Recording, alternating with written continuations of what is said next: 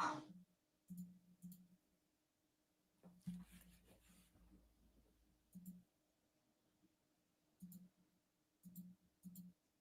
right, now lose it. Go crazy.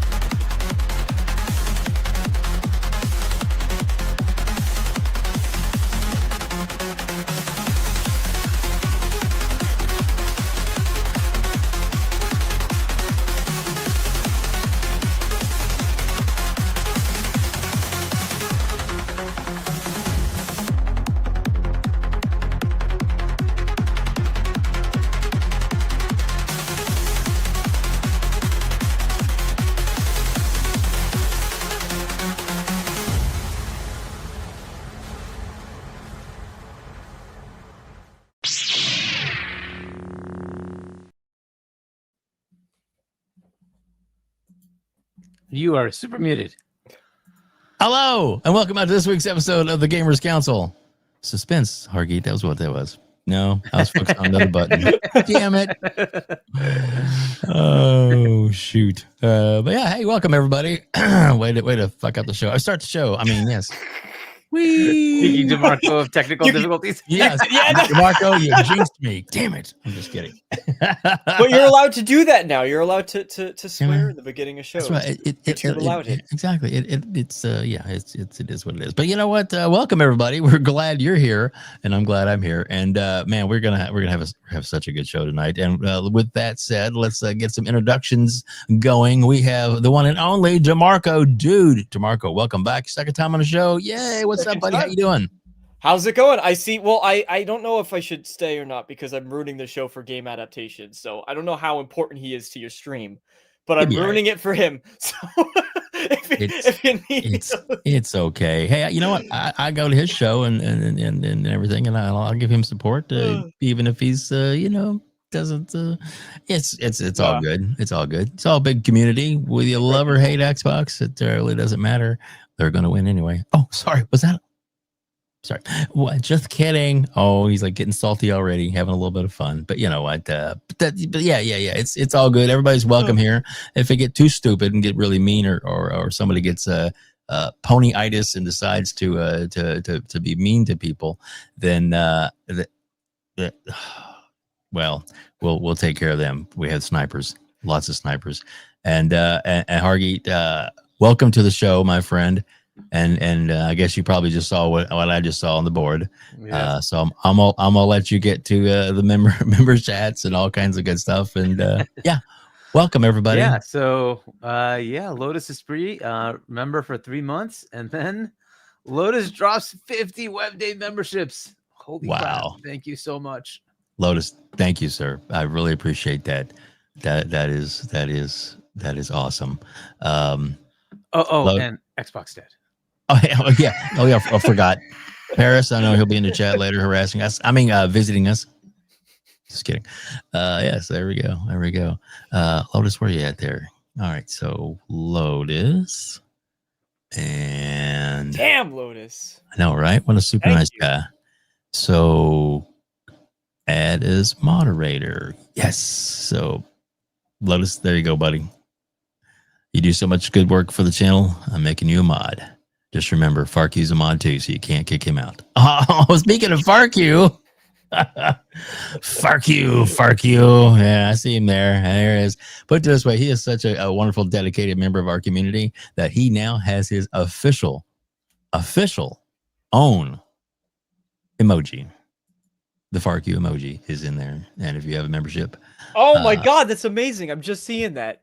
There you go. Oh, I love it. And of course, we have a special guest emoji. We have DeMarco's emoji as well. Is up there this episode. So there you go. There you go. There you go. And of course, the always staple Hargeet emoji and WebDave emoji are theirs too. As long as tons of there's like 30 emojis. So please make sure you get a chance to use those. Have fun with it. And Day Rizzy, I see him in the chat, and I got to do this for Day Rizzy right away. That's right. That's right. That's right. Right there. Oh shit. If you like this video, please hit the like button. All right, there you go. Lotus again. Lotus is free. Thank you so much for your generosity. It's amazing. So there you go. More members to the community to enjoy it. And if you did get a membership, please thanks Lotus. And also, it's strictly $1 if you want to get your own, but that comes with lots of fun stuff you can do. Plus, you also are able to, which is really cool, you're able to access all these emojis and stuff that we have in chat. Like I said, 30 of them available right now. Make your own stories with them. Have a lot of fun, good and the bad. They're there to have fun with. Hargeet, so my friend, so it's everybody's like, oh, it's a quiet week. It's quiet. Yeah, you know, but there's some rumors going around about possibility of some kind of, you know, showcase type thing coming up next month. We've heard some rumors of you know, of course we know we got the, you know, we're really close now. It's coming up in December. Yeah, it's coming up to the actual Game Awards, where there might be some really good surprise announcements there. Yeah. So yeah, we can go into that one. So Silent Hill 2, right? There was like a Microsoft Store leak, right? But that for November, so it hasn't officially been announced. I don't think it's been officially announced yet. No. But I can. So maybe there is a November showcase coming up. Like a partner showcase, right? That's what they call it. Probably, most likely, right? Like there's so much stuff that Xbox has. Like it's just hard for them to not have many showcases. It is what it is, right? A platform that's dead, the Xbox dead. But unfortunately for them, they keep rearing up their ugly head and just keep giving you stuff. And I don't know, man. For the dead platform, they seem to be around. They do. But anyway. they do. Very, very dead, right? Oh my gosh. All right, let's and all kinds of wonderful memberships going, but just to kind of set the set the mood for fun. This is for fun, guys. Let's let me do this real quick. I found this little clip. I'm gonna bring it up here. Oh no, I'll bring it up here. It has nothing to do with gaming at all. It has to do with the little kids and the things that come out of their mouths. So we're gonna play this real quick because why not? Fucking cold. Oh, give it snowman. Fucking snowman. Burger. No, it's not a burger. Don't call it. Can I bring him into your house? No, you're gonna leave him in here. No, you're gonna cook him. I can't go to bed. I'm scared. What are you scared of? Scared back broccoli. What about in school? Martin Luther King Jr. Martin Luther King Jr. What'd he do? He died for sins. No, that was. I want to be pregnant. What's mommy's name? Mommy. What's daddy's name? Cheese. I can't say cheese. I'm vegan. Oh, I'm sorry. Lettuce. What'd you make? See you next time. See you next time. Daddy. What is it? Daddy. Did you understand me? That's not funny. Mom, that's not really funny. Mom, did you understand me? Yes. 2, 3. Hey, that wasn't very nice. That wasn't very nice. Can I do it to you? Talk about an egghead. Fuck off, you fat pig. Fuck off. Excuse me? Fuck off. Excuse me. Fuck off. Who's on this candle? Dumbledore. Happy birthday. No, No, she don't. I want you to put that on the. Oh my gosh. Oh. You ain't sorry.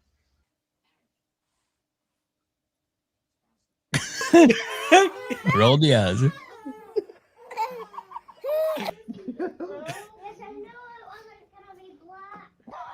I knew it wasn't going to be black. Oh, Jesus Christ. And Hargeet, that's the way you start the show. Wow. There you go. There you go. Kids say the darndest things, don't they? I'm just impressed that it got progressively worse. It did, didn't it? It did. See you It next did. Oh, time. my That's how you goodness. should end your show. See you next time. Okay, there you go. Well, this may be the end of the show. We'll see what happens. Oh wow. All right, Hargeet. Welcome to the show, everybody. In case you didn't know, we have over 107 people here. Yes, we are a gaming show, so yeah, we'll get back to the gaming. I'm just having a little fun.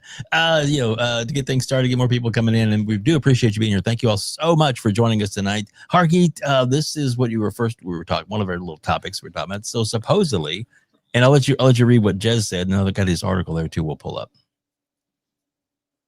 Yeah, so it says, did Microsoft Silent Hill 2 Remake store listing just reveal the November Xbox Partner Preview Showcase date? Hey, it could have. And what is the date that they showed? Is it 21st? Okay. The 21st. Yeah, I could see a Friday one, but like normally they don't do a Friday showcase, right? Or any type of these things. Usually it's in the middle of the week. But it could be Friday. It could very well be Friday. It might also just be it comes up like on the 19th or 20th, and they say the release date's the 21st, right? Or whatever, right? So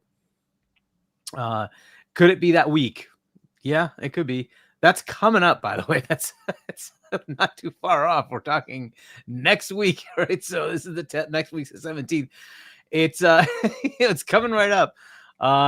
Yeah. So is it possible? Sure. It would have been nice to actually have this come out like a little bit earlier, kind of hit the Halloween time frame, but whatever, it's coming out a little bit later, fine, it's fine. It'll hit sort of the Thanksgiving time frame, but what the heck, right? Let's see what it does. But if there is a partner preview showcase, that'd be interesting to see. Like, what do they have there? Is it just partner stuff? Is it is there a bunch of things coming to Game Pass, for instance? Right. Let's see what's happening, right? So DeMarco, what do you think? I suppose it's an opportunity for them to show off some smaller things. I mean, Outer Worlds 2 just launched, but so I think it's too soon to show off like a DLC, right, for that game. Way too soon. But it's just interesting to me that whatever they would want to, it's a good opportunity to get out of the way some smaller things before obviously all the attention goes to the big announcements at the Game Awards that'll undoubtedly be there. Mm-hmm. So I think that's a good opportunity. It is crazy to me though that they bit of a I've never been a huge fan of these smaller showcase. I get the point of them, but I've never been a fan because I've always we all liked it. I grew up with E3 and these bigger, like, you have two showcases. You have Game Awards when that started, and then you had E3. And that was the two big things, and you just look forward all year to that. And now with all these like smaller things, I kind of go, all right, cool, like, and then I move on with my life. But it's pretty interesting to me that they can just say, hey, we have a week away, we're doing a showcase, like, we know that we'll get hundreds of thousands of people like tuning into this thing, which they can drop that so easily. And if it's Silent Hill 2, I mean, that's all the more reason for people to want to tune into something like that. Like, that would obviously be the big headline. Agreed. I agree with that for sure. So, all right. So let's get this set up a little bit here. And I think that's, it makes sense. It's been a year, possibility.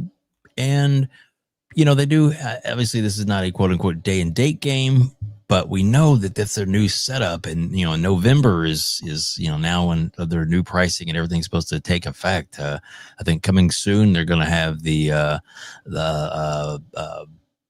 Fortnite every month. Things are going to be coming if you have the ultimate tier kind of thing. And then that's when in the ultimate package is supposed to be the 70 plus day and date games coming out through the whole year. That's a lot of day and date. We have there should be a lot of smaller games, but there could be some bigger surprises this year coming up. Maybe that's one of the reasons why they raised it, is to feed the beast, as it were, to get it to where it becomes the mega beast that everybody just has to have. What do you think, Hargeet? You think this could be feeding into the build up for all these things we're going to have, these announcements coming up at the end of the year? Do you think this could be, Microsoft putting their foot down and saying, "Boom shakalaka"?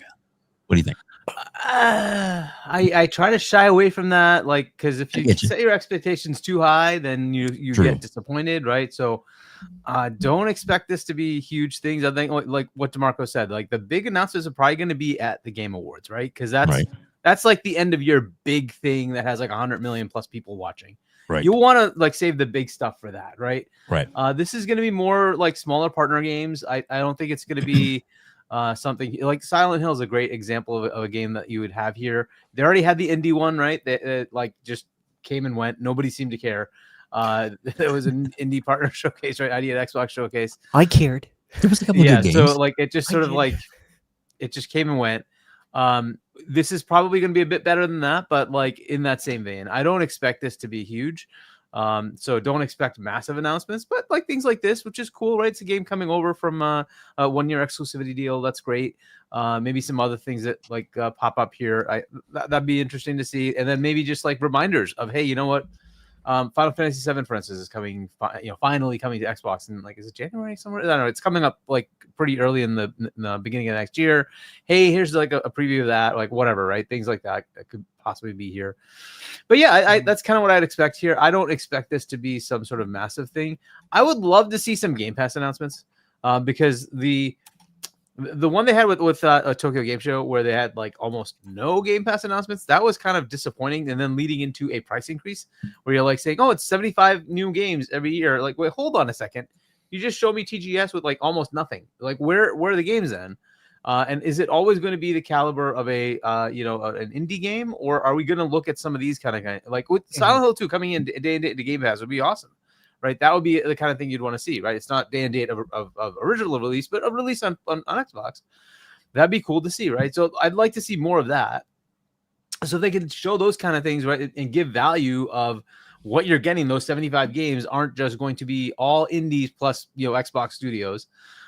It'd be good to see that, right? And look, they have other games. I'm not saying they don't have other headliners here and there.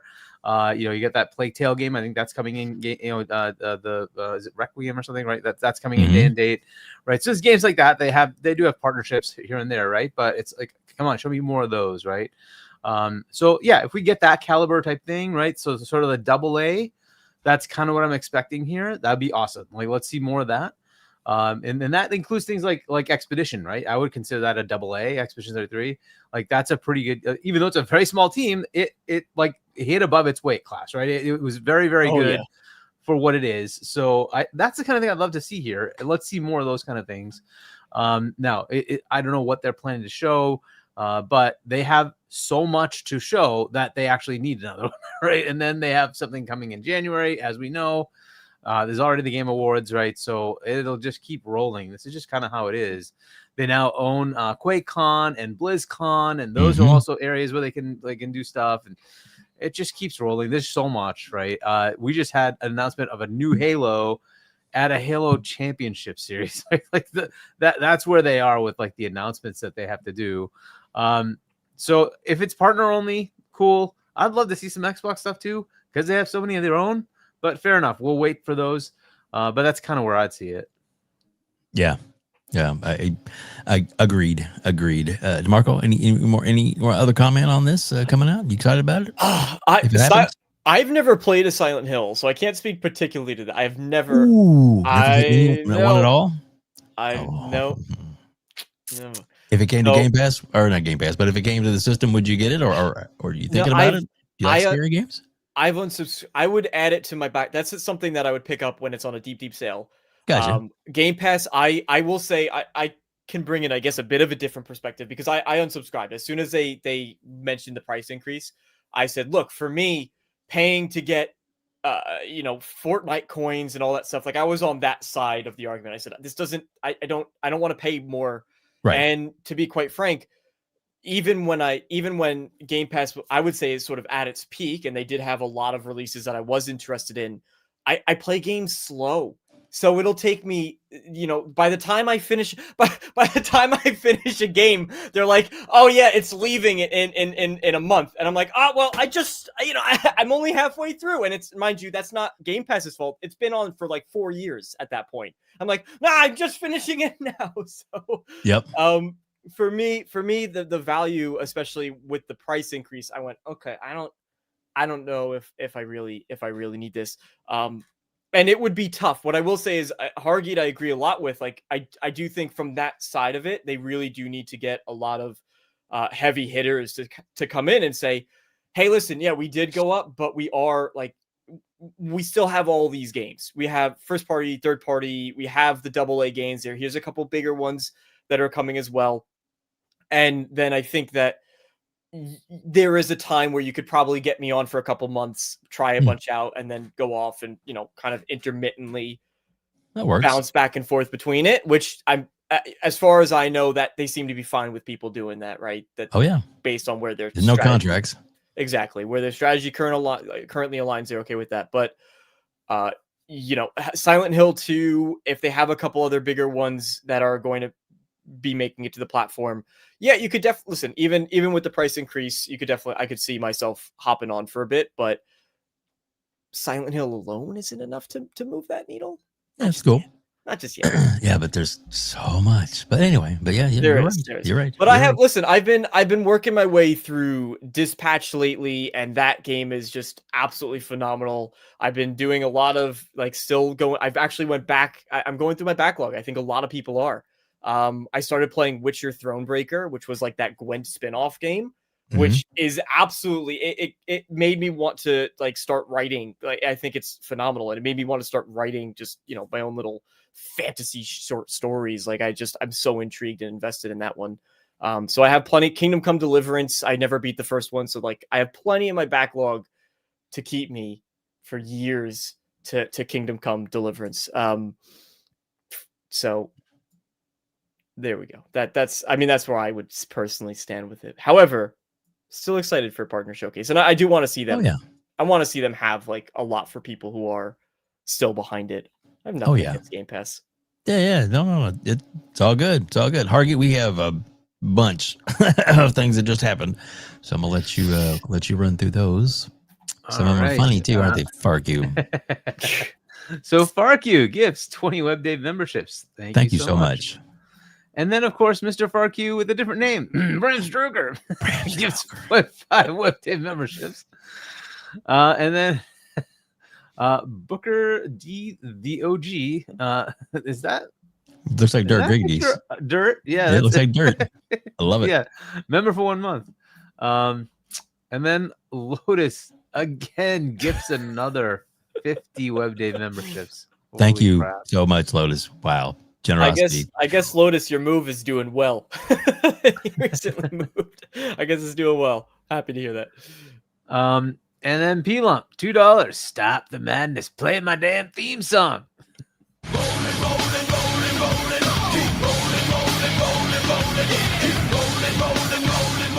They see me rolling. Watch him rolling. Watch him go. Watch him rolling. Watch him go. He be rolling down the street. He be rolling to the beat.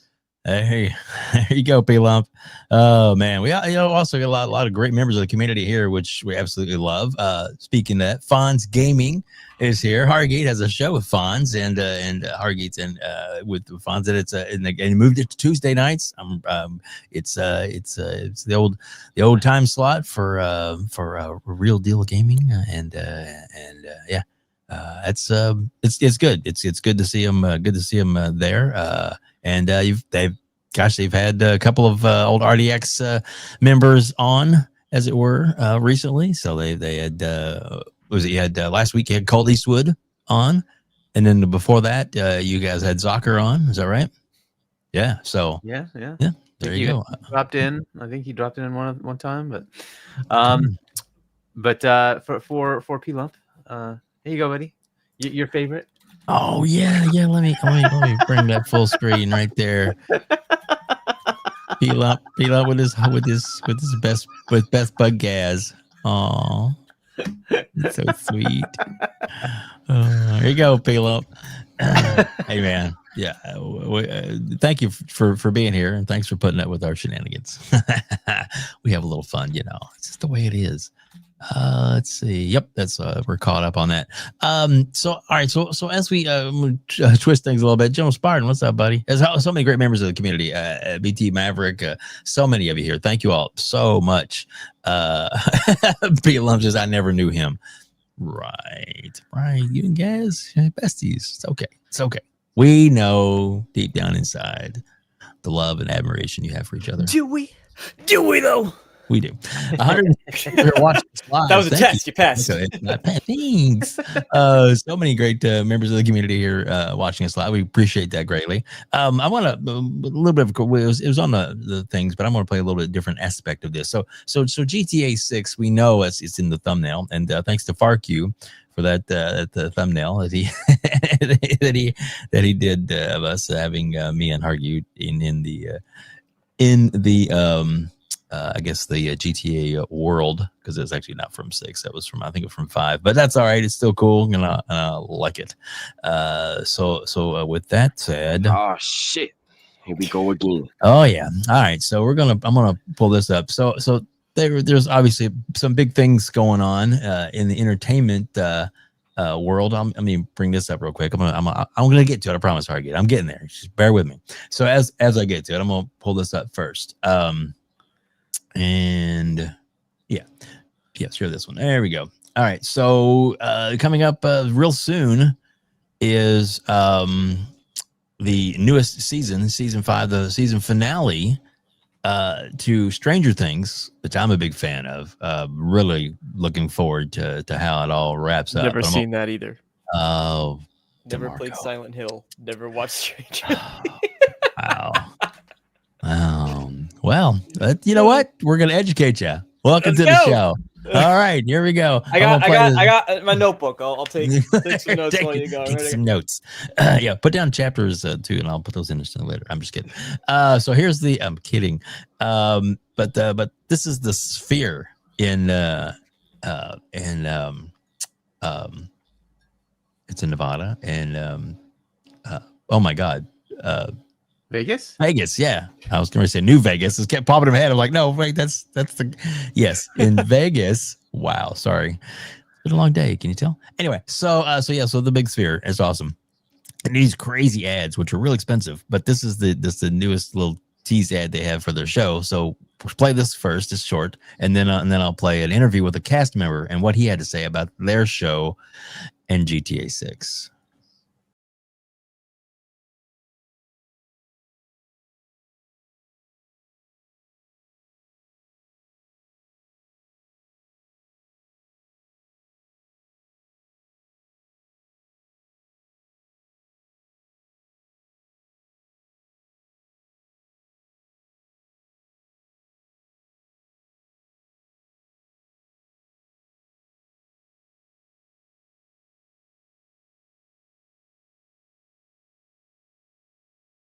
Like, they have a set of rules you need to follow, and they do not budge whatsoever from doing that. Yep. They will not. And if you don't want to, if you try to tweak something, you're like, well, can we just do nope. So it's always cool to see, like, just having known that, again, firsthand knowledge, like experience with it, that whenever anything gets put up there like that, it's insanely cool to see. Exactly. I agree with you. All right. So this is an actor that I can't think of his name. Saved my life. That's how good I am today. That he plays on Stranger Things. Actually, I love his character, but I can't think of his name in real life. But he made this comment about how they're getting ready to wrapping up the whole show, and how their entire time that the show has been on is still there. You're getting the season finale before you get to Grand Theft Auto 6, the new one, because of how long it's been in development. But that's okay.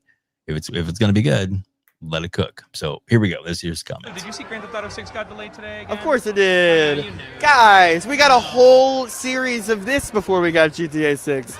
We got seasons 1 through 5 Yeah. before GTA 6. I was 11 years old when GTA came out. I am now an adult. I am in my 20s. But hey, I'd rather it be good. I'd rather take that Be time. ready. Do that delay. We'll be here when it's here. Yeah. Yeah, Okay. we'll be ready. Did you see Grand Theft Auto 6? So there you go. I just thought that was kind of cute, kind of relevant to the topic because it does. It's this game, and I think Dirt has said it the best. It is probably going to be one of the biggest video games of all time. Has the potential to be, or at least in modern history. You know, there's a lot of benchmarks that have set things up, but as far as in the consciousness of people wanting to buy it, this could be crazy. And I'm gonna go Hargeet first on this one because the delay. There's several different aspects we can talk about. Maybe why it was delayed, but let's talk about how big this is and how people that were like games are already scheduled to get out of its way, and then now they moved it. Shit, now we got to move again. What are your thoughts on that? Well, do we have a lot of release dates for next year? I don't know that we do yet. I don't think we do. And it was always because A, you have GTA and they have to figure out how to fit around it. And B, everybody thought they were going to move anyway. so we got Crimson Desert in March. Yeah. So we got one. Yeah. Well, and technically Saros, I think, is also March, right? I think they've already put a date on that one. But yeah, most of the big games have been like, we're just waiting. We want to wait until they come up with an actual date. Now that they know that the springtime is open, good. Now it's open season. Everybody else can put their games there. No issues. Yeah, look, the delay.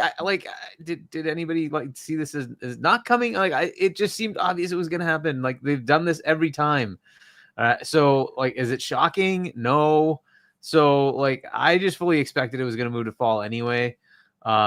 It's just a question of now what does that mean for the games that come out in the fall? Because of course fall is a big release schedule, and people will want to just sort of totally avoid that area of release time. You want to give yourself a couple of weeks before it comes out, and then when it comes out, then you just let it go for a while. But we will see. We will see what happens.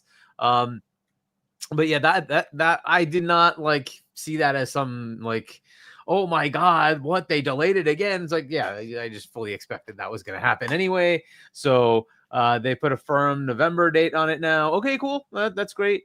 But that does make it easier for the rest of the world to figure out what they're going to do, right? Which is good. So hopefully that helps solidify the release windows for everything else. But yeah, as far as that, the fall is going to be very interesting. Why did it move there? It could just literally be the normal thing they always do, which is they just need time to have it be as good as it can be, right? And when that game came out on the One X, right, that was a year later, but when it came out on the One X, it was crazy how good it was, right? What they pulled off on that machine. And then even on the PS4 Pro is pretty good, but it wasn't as good as what you got on the One X. But they focus on the consoles and try to get as much as they can out of each one of them. And then they try to move it to PC. So we'll see what happens here. I don't know if the Switch 2 is in there or not. It might be that they're just not even going to bother until afterwards. That's fine. Or maybe they are going to try it. I don't know. That's a question for Rockstar to see if they have the bandwidth to do that or not. They have a lot of people, so you would think that they could pull it off, right? But whatever.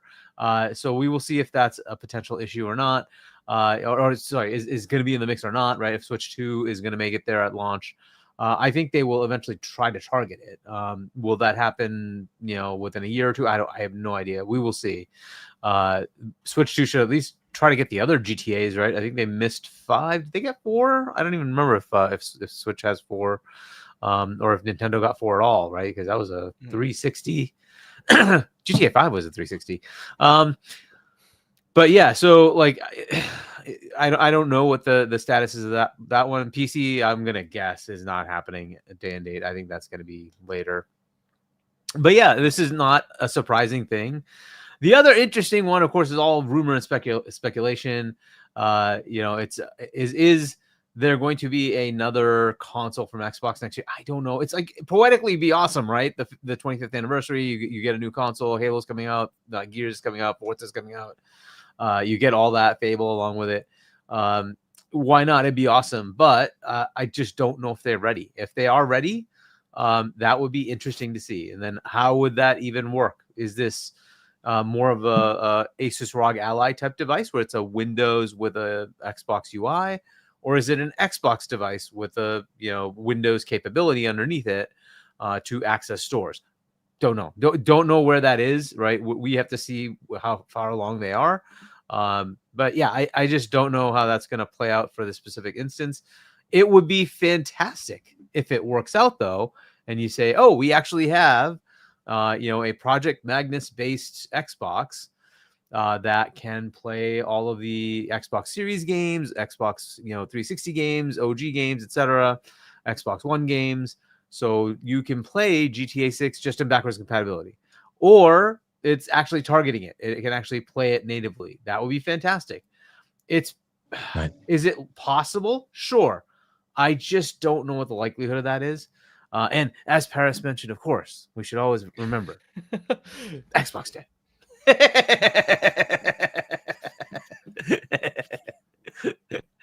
But yeah, I like it. This is obviously a big industry moment, right? So, it's an interesting thing as far as what that means for other people's release schedules. It's a far more interesting one for me. Is there going to be hardware, and are we going to see that sometime soon? Certainly 2027, there's good rumors about both platforms being ready, PlayStation and Microsoft, right? Or Xbox. Mm-hmm. So I don't know if that's like a part of the plan or not, but that's kind of where this is. November was the 19th, 4 days after the anniversary of the Xbox coming out. The 25th, 25 years. It sort of seems to align with all that stuff, but whatever, right? We will see. We will. So, DeMarco, what are your thoughts on Grand Theft Auto's delay? Have any meaning, or do you think it's just they need more time, a little more polish? I play on PC. What does GTA 6 getting delayed mean to me? Right? There you go. There you go. My entire it was fun. My entire Twitter feed was just GTA delay. And I was one of the person that I put out, that gif of, oh, interesting. Anyway, yeah. So yeah, I play on PC primarily. I was never going to play this day and date when it released. I'm not the type of person that is going to be double dipping. I do not have the money to be like, oh, I'm just going to buy this game twice. It's probably, it's going to be at 80. People are still talking about it being $100 game, which I don't think that's going to happen. But hey, the fact that conversation is out in the open is scary to me to begin with. And even even if I was, Xbox is dead anyway, so doesn't really matter. You heard it right. So no, you know what, the delay, I like that they put a date behind it. I still wouldn't be surprised if it gets delayed another time. I don't think it will at this stage. I think they've hit their delay. I feel like Rockstar says, okay, we got our delay caps. You did 1, you did 2. So can we go to 3? We could. No 3. Okay. So I feel like they've hit their cap with it. As far as, sort of pairing with a next gen console, I feel as though the only thing I'll say, and I'm playing devil's advocate here, but the only thing I will say is that it's Rockstar.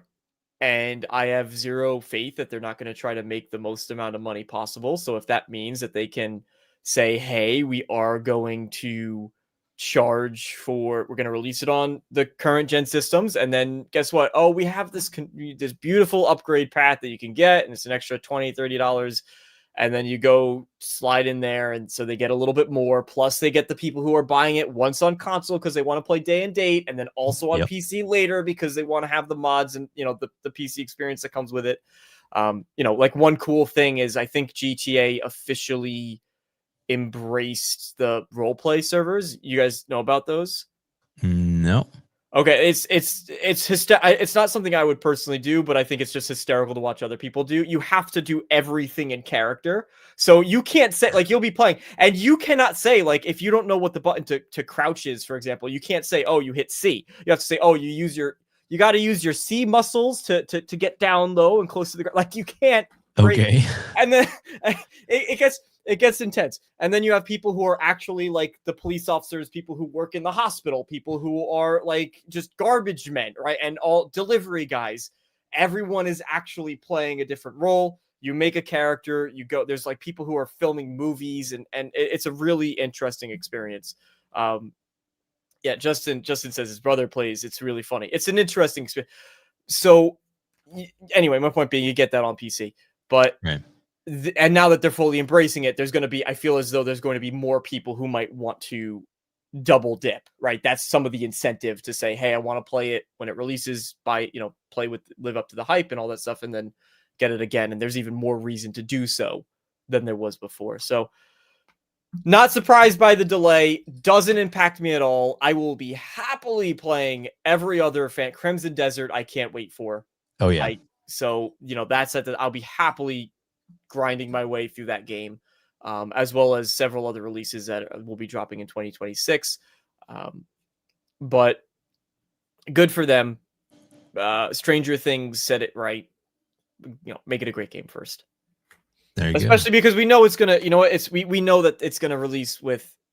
When has a Rockstar game ever released polished?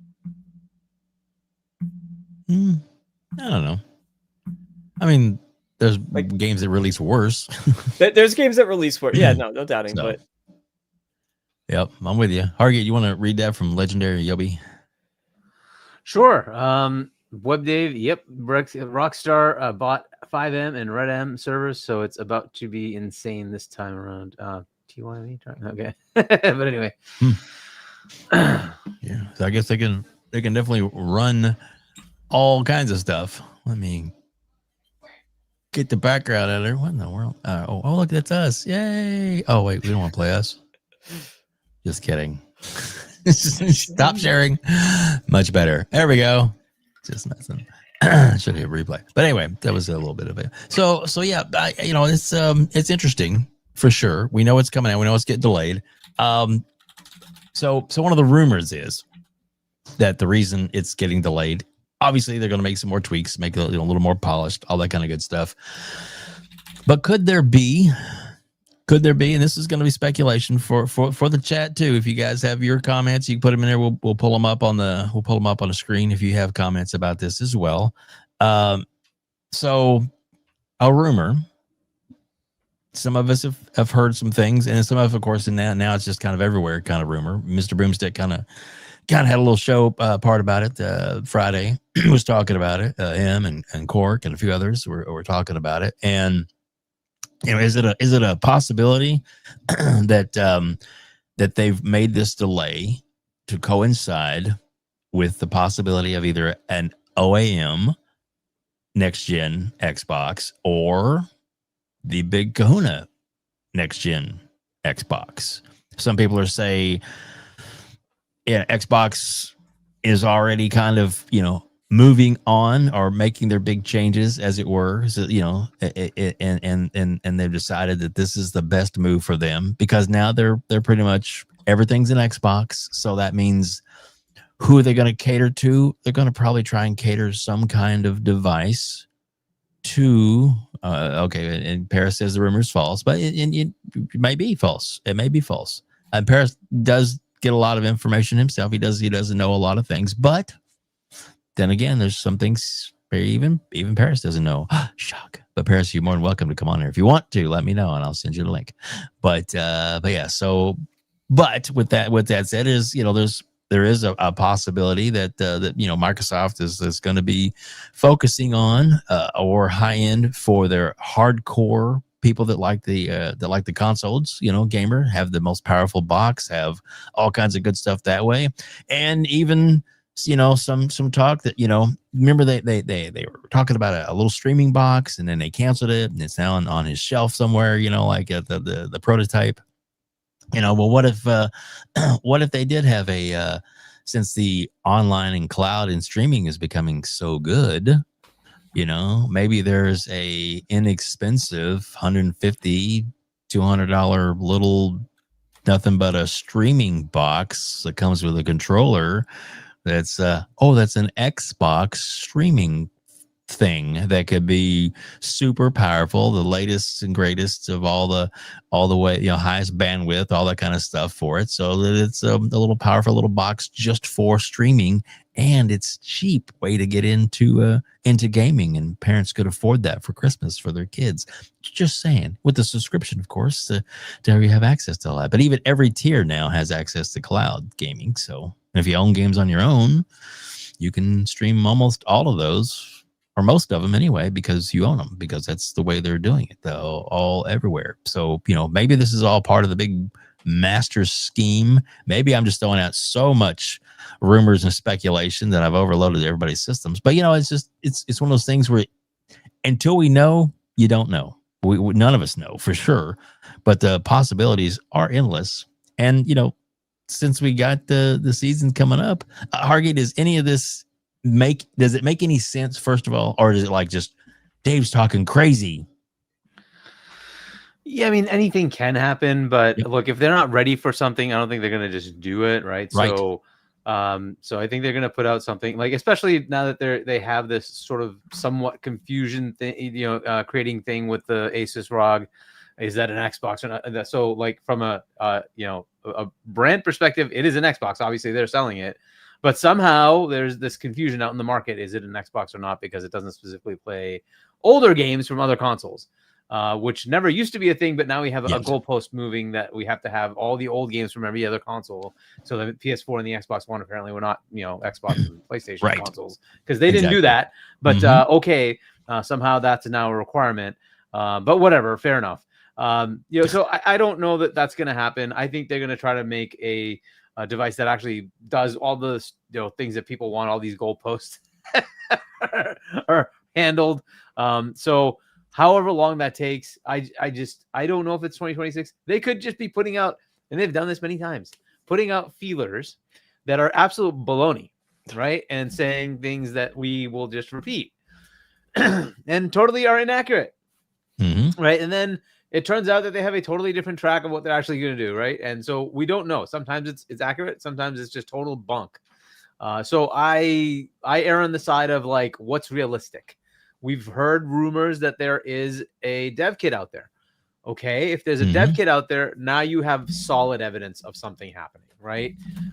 So if somebody could show me that they actually are doing work on it, then that makes it okay. Yeah, you got something, right? Because once you're a dev kit, you have X amount of time before, it's going to come out, right? Right. So we did have that, and I don't know if that's accurate or not, but that did come out as one of the things that was out on the interwebs, right? So if that's true, then yes, it's a possibility. If it's not, then I would hesitate. I would say it's more likely 2027. But we will see, right? We will see where they actually are.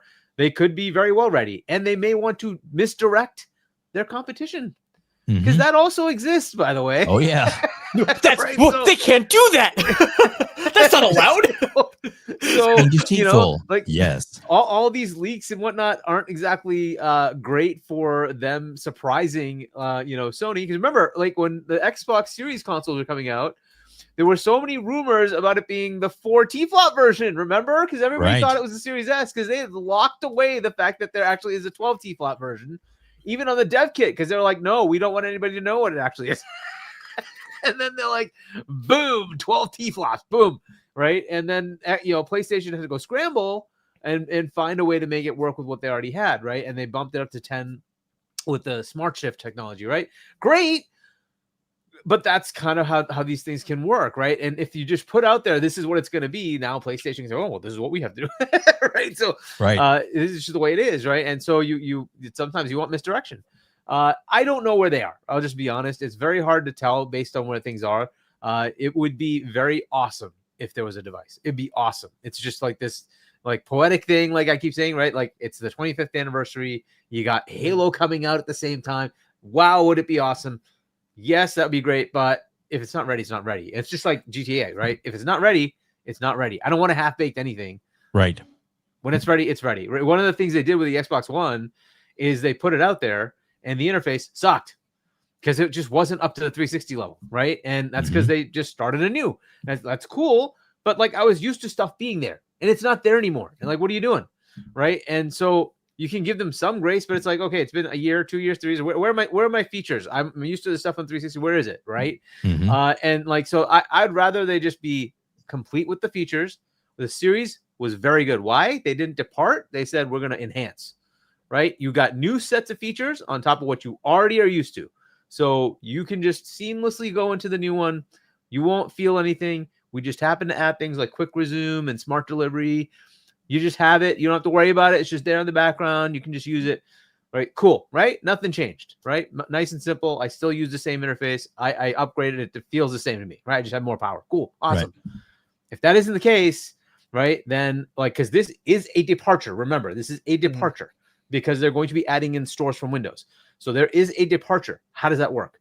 What is the mechanism? How is it going to feel? How do people access that stuff? All that's going to matter, right? And it's going to make a difference, especially if you can go to that Windows mode.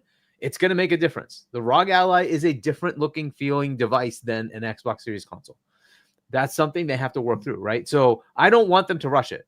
I'd rather they get the software right, that it looks and feels like an Xbox console before you get it out, right? So because when I gave a pretty low rating to that UI, right? Like the device itself is great. The Xbox ROG Ally is great from a gaming perspective, but like from a UI, it has work to do. It is definitely work to do, right? And so this is where I'm at with it. Like I don't want them to release it until it's good. It's like 90% where it should be. Then it's time to go, right? So if that's reachable by next November, great. If it's not, 2027. Make it 2027. Just do the right things, right? The platform has to sustain. It's not about like beating, some deadline. It's about making the right moves so that your platform is accessible and usable, right? So you don't leave this massively annoying first impression, right? So I think that's kind of more important to me. Okay, it looks like Paris wants to join in. Yep. Okay, cool. Excellent. So, while he's coming in, DeMarco, let's get your thoughts. Yeah, I think the ally sort of proved. There's Hargeet. I think the way, maybe I'm looking too much into the way you said it, but the way you said was like, I'd rather they need to get, or it's not about hitting beating something or getting it out the fastest. I think Microsoft would disagree, right? For them, they say, hey, we have quarterly projections and we need to hit this, and we're going to do that by selling X device and all that stuff that we as consumers, or as people who create content and talk about the brand and all this stuff, we do focus on, but as just a normal consumer should not have to worry about all that stuff. So on principle, I would say, yeah, like absolutely they should get it right. But I do look to something like the way the ROG came out and the interface with that, which was the biggest complaint I saw, not just from but from a lot of people.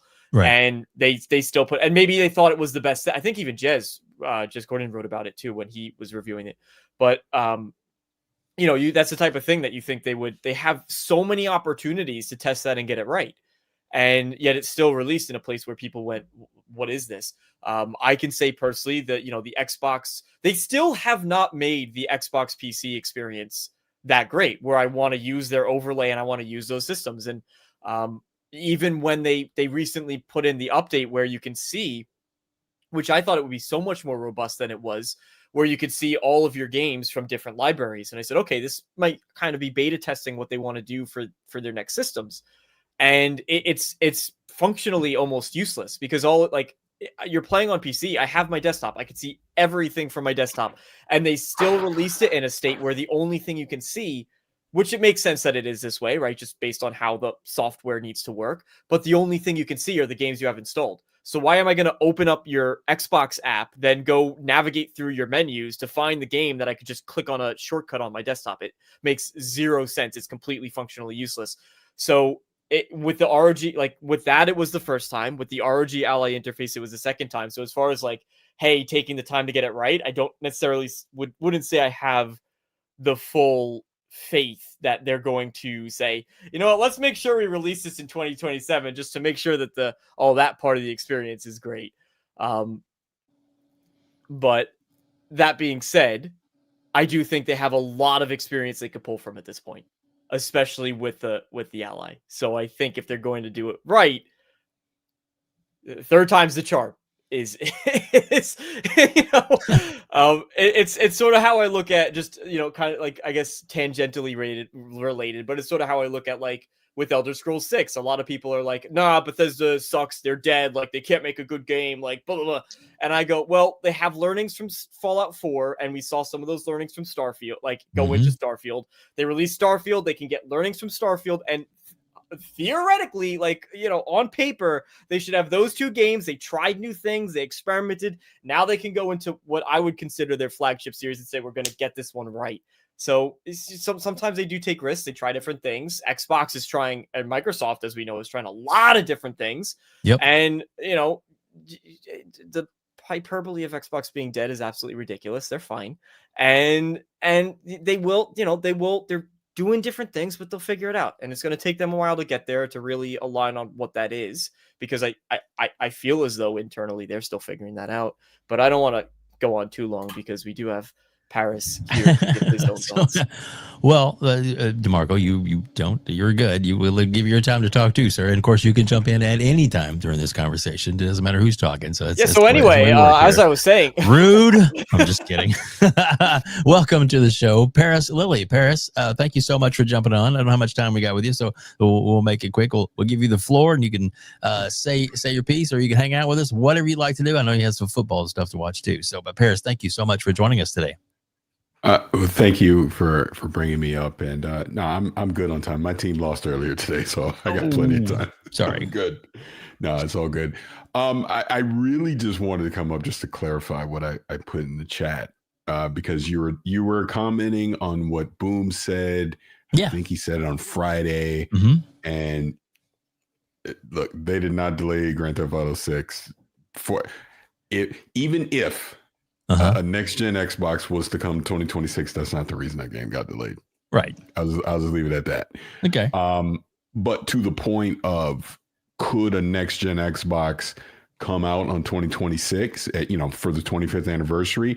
I've always been of two minds that it was possible, but I think more realistically, we will see it. They will announce it at the 25th anniversary, but it's most likely 2027. I have zero insight either way on that, but just trying to look at it logically, like with the Xbox Ally out now, with everything that their leadership has talked about, with essentially the next gen Xbox is going to be some kind of hybrid device, as we've all been talking about over the past few weeks and months. I just don't think it's going to be ready at an OS level, at a UI level, in a year, because we're talking a year from now. Yep, we're going to go from what the Ally X looks like today to a full-on console that you can purchase from a store and sit and put on your living room. That seems extremely aggressive to me, because, and I think Hargeet was even saying this before I just came on, it's not ready. I personally feel that the Xbox full screen experience is an alpha right now. There's a lot of work that they still need to do. It's like, even just this morning, I was in Steam big picture mode, just screwing around, looking at stuff. And I go, this is just so advanced compared to what Xbox is currently doing. The fact that it scales from desktop all the way down to a handheld, right? The fact that now they've curated enough that SteamOS is installable on other handhelds. If you watch people like ETA Prime and all that, you can essentially build your own Steam box right now if you wanted to. I don't think the Windows experience is ready for that yet. And we're assuming there will be a backwards compatible layer to this, at least with whatever the AMD chip is going to be, right? Right. Again, is that really going to be ready in a year? I don't think so. And it's just my own personal opinion, and I think it's fine. I think anyone reasonable would assume that the next gen Xbox is 2027 anyways, but I do think we see it next November, whatever celebration they do for the 25th anniversary. I do think that will be a part of it. I think obviously we're going to get the Halo game that'll come with that. I personally think we're going to get multiplayer. Some people are poo-pooing what I was saying the other day, but I can't imagine them launching Halo on PlayStation 5 and not having a multiplayer component to go with it, especially now that they've announced that Infinite is done with any major updates, right? So that I could see happening a year from now, unless it's just simply not ready. But I would imagine that Halo Studios has a standalone multiplayer for Halo that will be on all platforms, probably alongside, Campaign Evolve. But that's just my opinion again. So I do think, obviously, I like to troll in the chat. Xbox is dead, all the crazy stuff. I just say that because I think a lot of it's so ridiculous. Of course.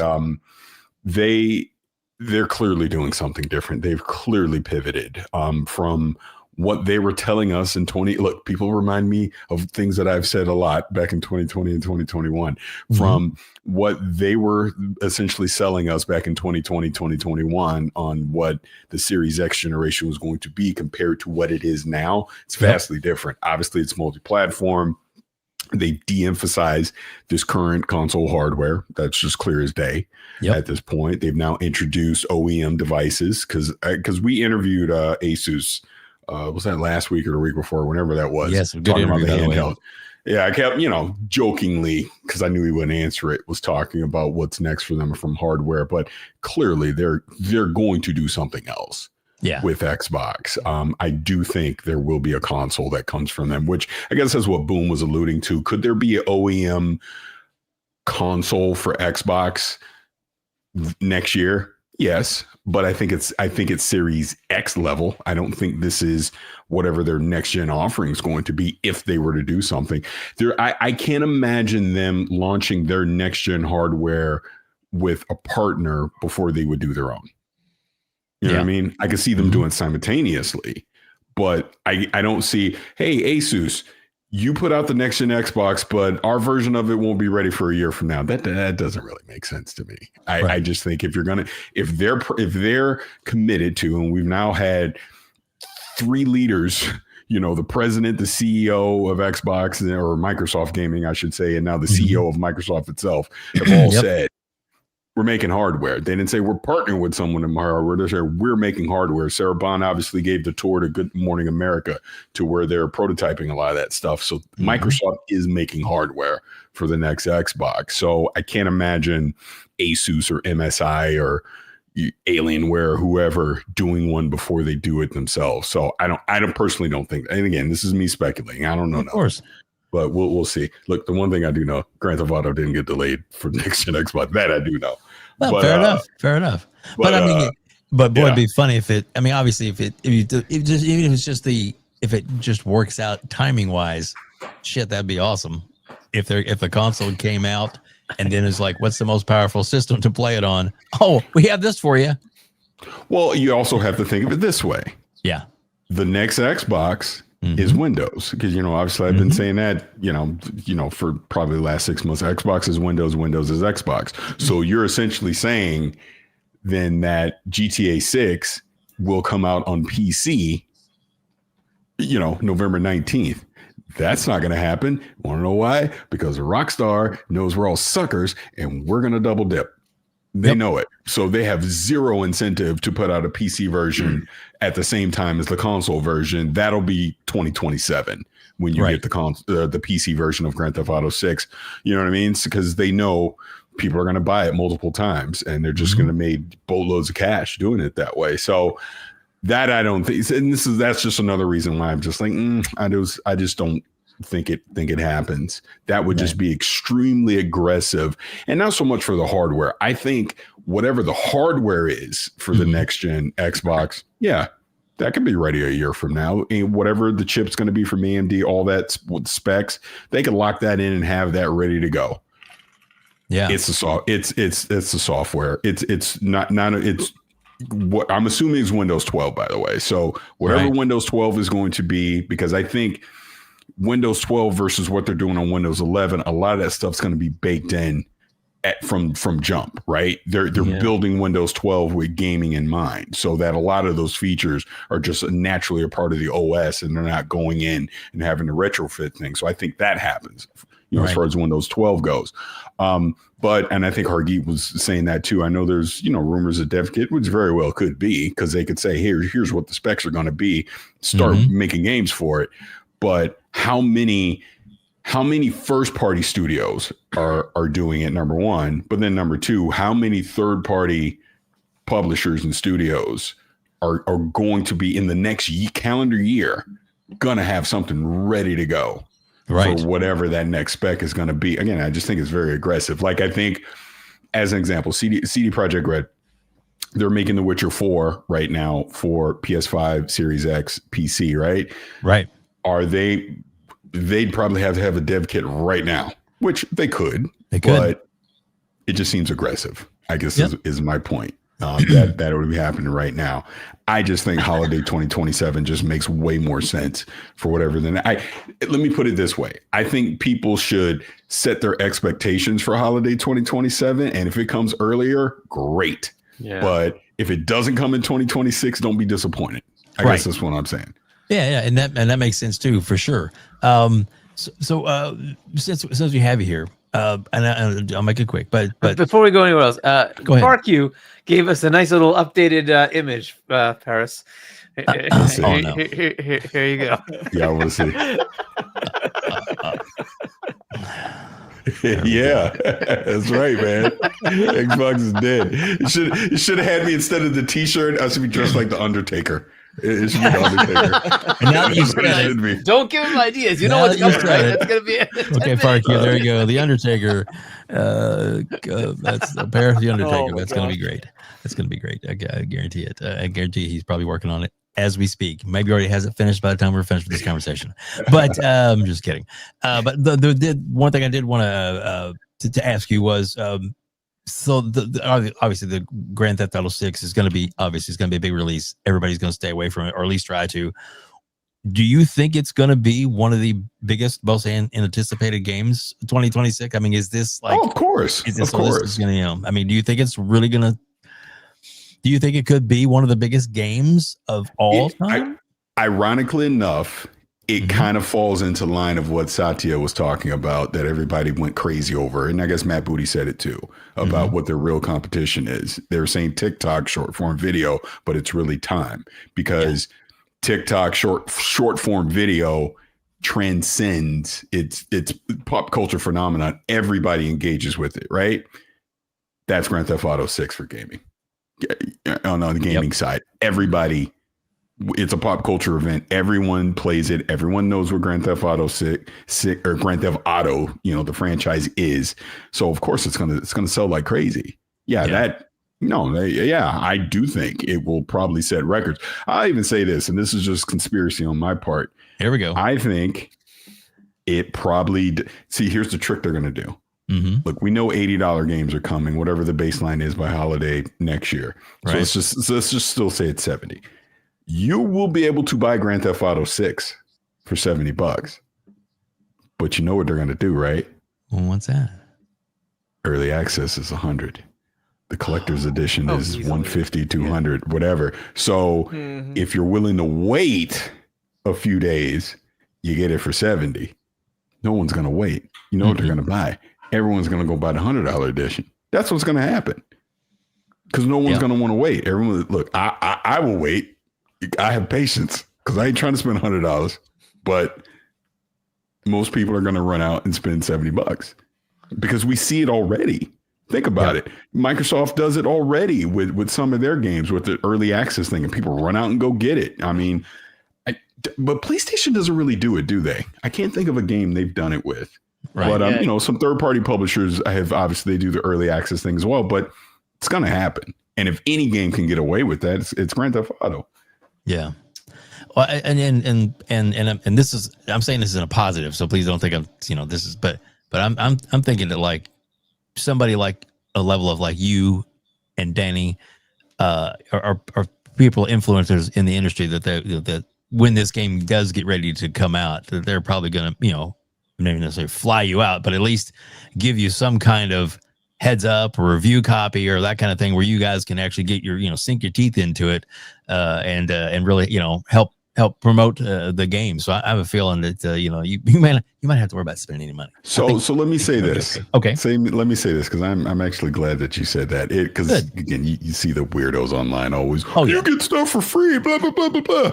You earn it. I never assume I'm getting anything, of course, quote unquote, for free for review or whatever. Sometimes I do, sometimes I don't. You know what I mean?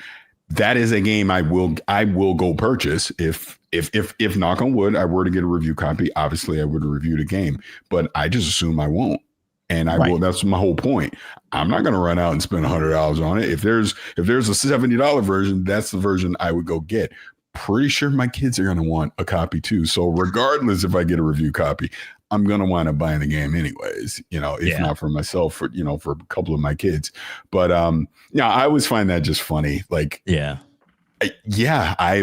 I'm fortunate enough that I'm able to review some things early, but people would be very surprised how many games I actually buy, how much hardware I buy. Do people forget I'm the dum-dum that went and spent $4,000 on an Apple Vision Pro? You know what I mean? Apple didn't give that to me. I went and bought it because I wanted to use it. Was it worth it? I love it. I love it on the plane. There you go. That's when I mostly use it. There you go. Well, there you go. Yeah, that's cool. But the point is, I just think it's funny that people. It's gotten to the point now, and I know you've seen a lot of the nonsense online, even more recent times. Now there's this thing of trying to shame people for reviewing games or reviewing a product or whatever, when this has been going on forever. In the history of gaming or tech or whatever, there's always been early access to stuff. You get to review it, you give your opinion, all that. Now, all of a sudden, it's a problem. I wonder why. Yeah. I wonder why. Yeah. Well, like people, and we've not to bring up the crazy one, but like Reforge seems to be like upset, and a bunch of others, and even like maybe Tim Dog and a few other people have like he sold his Twitter account. That's what I heard. That's what I heard too. So I had to go look, and I go, oh my god, well, he totally did. That's who crazy. Would buy that? The followers, just because he had. Like 70,000 plus followers. So it probably just makes sense. It looks like I think it was some kind of weirdo crypto thing or something. I don't know. Wow. But, look, after what he said, I'm not surprised. I'll just leave it at that. Yeah, I know. No, I'm with you. And his comments were definitely inappropriate and disrespectful. And then we're just going to move on from that. But my point is that people like him and others that feel like they're entitled. Even a lot of the PlayStation guys that were like, well, how come Paris is getting this? He's this and that. And he's with Xbox. But you're a gamer at heart, and we all on the panel know that, and we respect you for what you do for the community, for all sides, for gaming in general. And that's like I said, it was a pleasure to meet you last year at the it was it was fantastic to meet you, and I'll be there again this year too. So I'm gonna be stalking you. I mean, visiting you. I'm just kidding. I'm kidding. I appreciate that, and just to that point, I always find that hilarious too, because if you actually pay attention, I have reviewed every PlayStation 5 hardware, accessory, and game that has come out this generation. Every last one. I'm sorry. I'm sorry. Well, you have to because Xbox is dead, so there's nothing to review. Exactly. The Xbox is dead. I got to move the grift on. I got to keep it going. That's just thinking in the fourth dimension right there. That's it. Nah, it's just funny. Exactly. Oh goodness. Do anybody have any questions for Paris before he takes off? Anybody? Any guys there? Hargeet, I was just gonna look at the chat, the list of things we have here. If there's anything else that's interesting. Oh yeah. If there's any topics that he wants to maybe comment on. Yeah, I think you already pretty much covered most of them. Like we already talked about Silent Hill anyway, but the only other one is the topic is the cloud streaming for owned games on PlayStation, which is another new thing that they've dropped. They obviously enabled Portal to actually do that. I don't know if you wanted to have any bars on that. Yeah. I'll circle back to Halo campaign evolved, because I saw comments over the past couple of weeks about that I just want to say.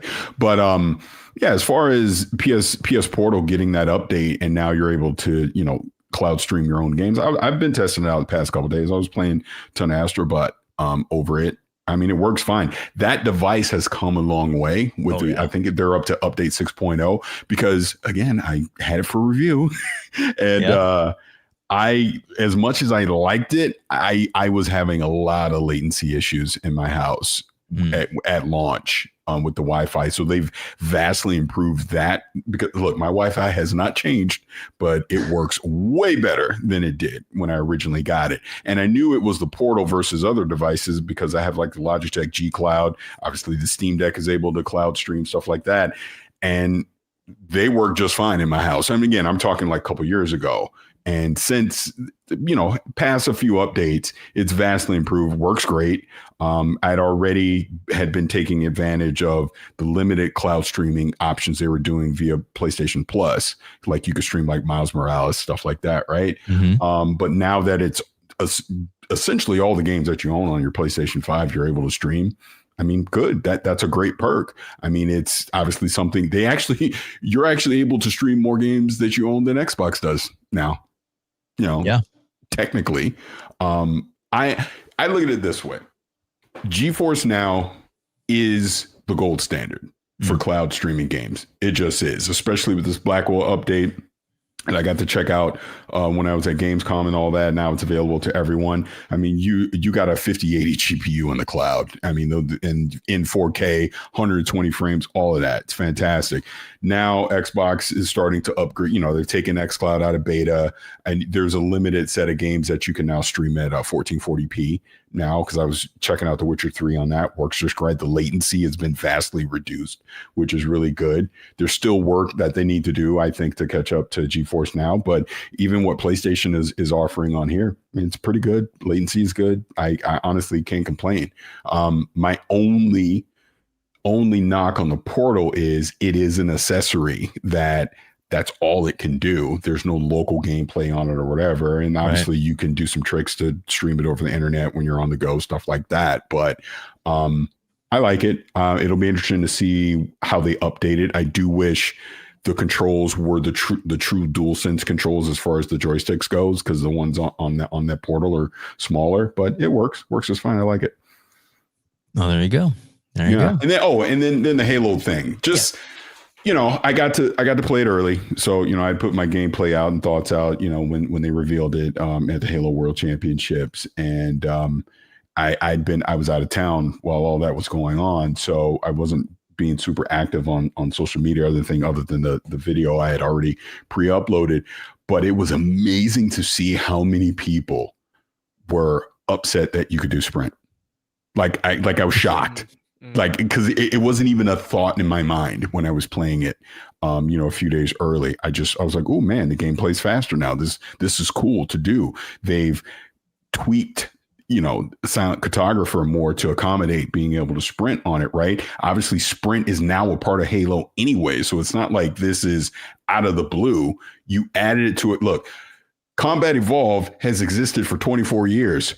You've had plenty of time to play it without sprint, so why not try something new, in my opinion, right? That's how I look at it. And the fact that if you want to disable sprint, you can. You don't have to play it that way if you want to play it the legacy way. I just think this is a fresh coat of paint on a 24, essentially will be a 25-year-old game when it comes out. They're adding those 3 additional prequel levels with Sergeant Johnson, you know, to mix it up. It sounds like they're going to tweak the story somewhat because, you know, obviously the other rumor is they're going to do Halo 2 and Halo 3 as well, which I kind of always assume that if they go back, why not kind of retell the story so that you can continue on beyond that and have it make sense from that point of view. So I'm all for it personally. Asking the same question. That's yeah. Yeah. Oh yeah.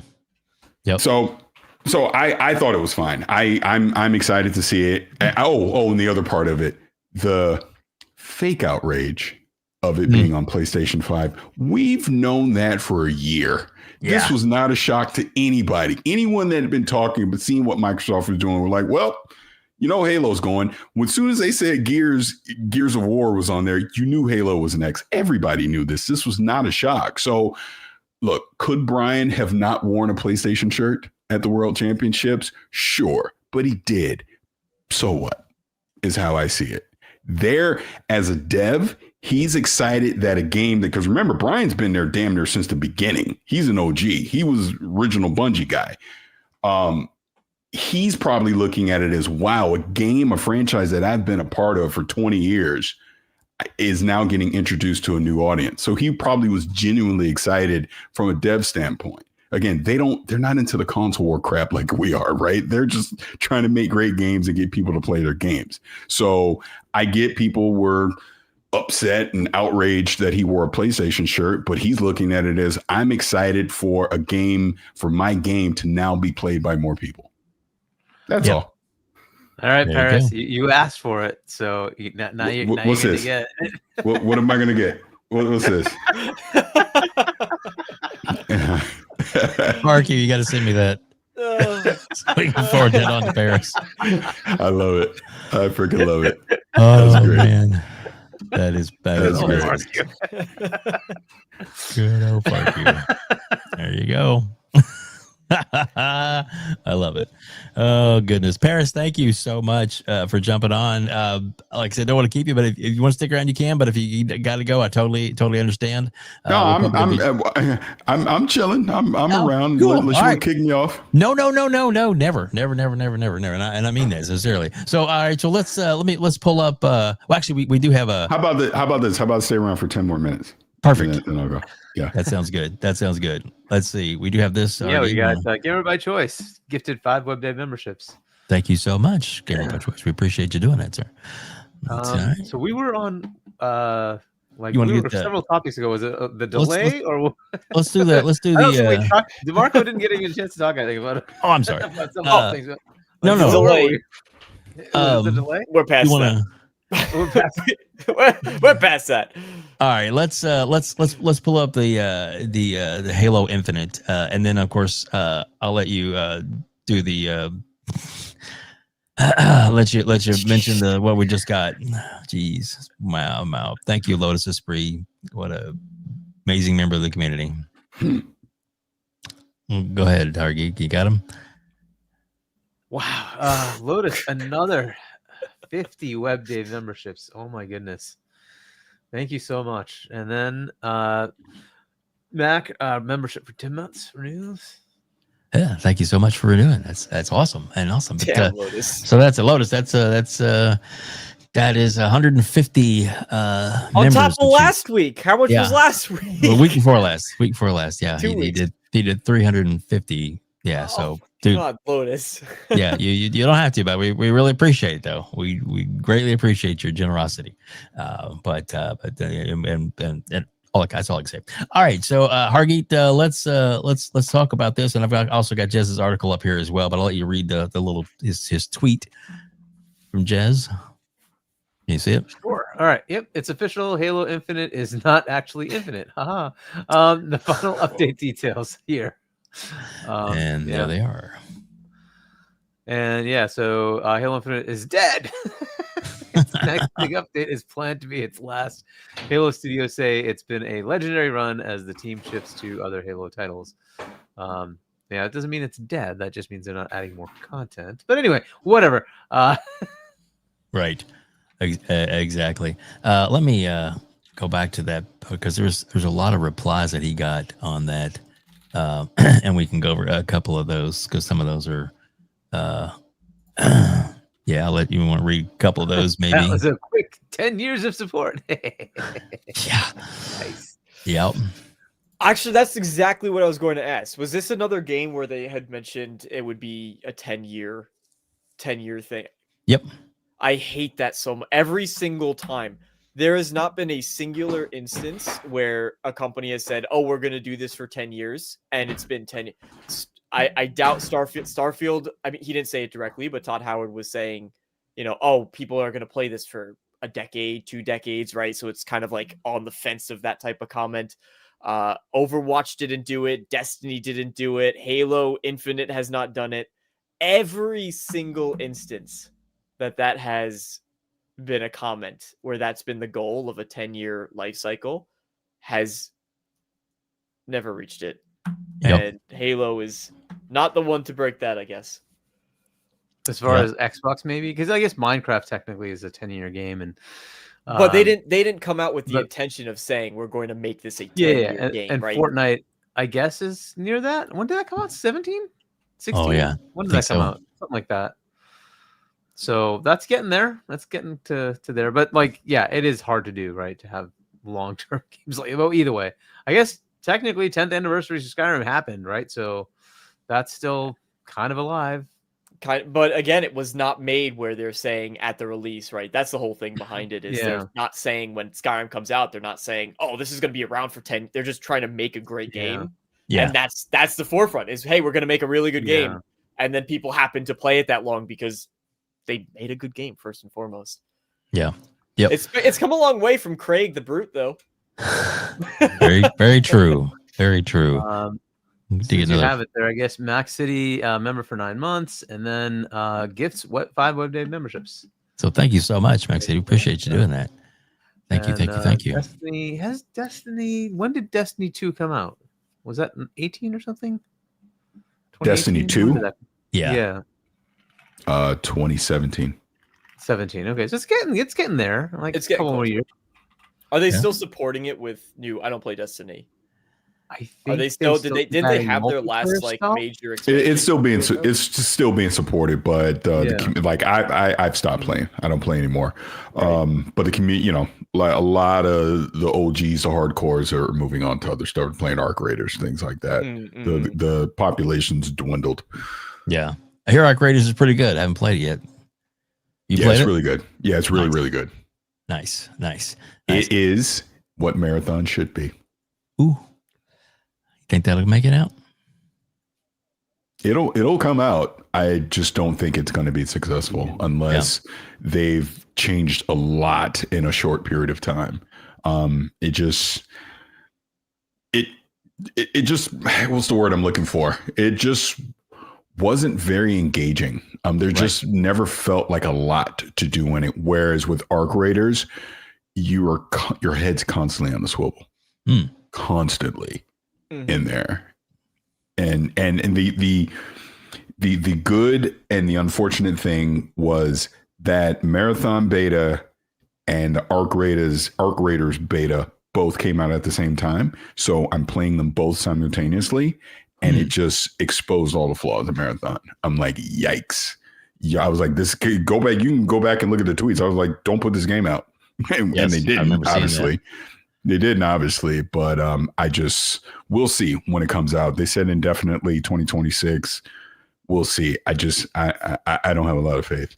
Does it have the structure? I mean, I think I already know the answer, but does it have the structure to be like because whenever I think of those types of games that they don't really seem like they have a lot of legs, my mind goes to Sea of Thieves in particular, which I love, by the way.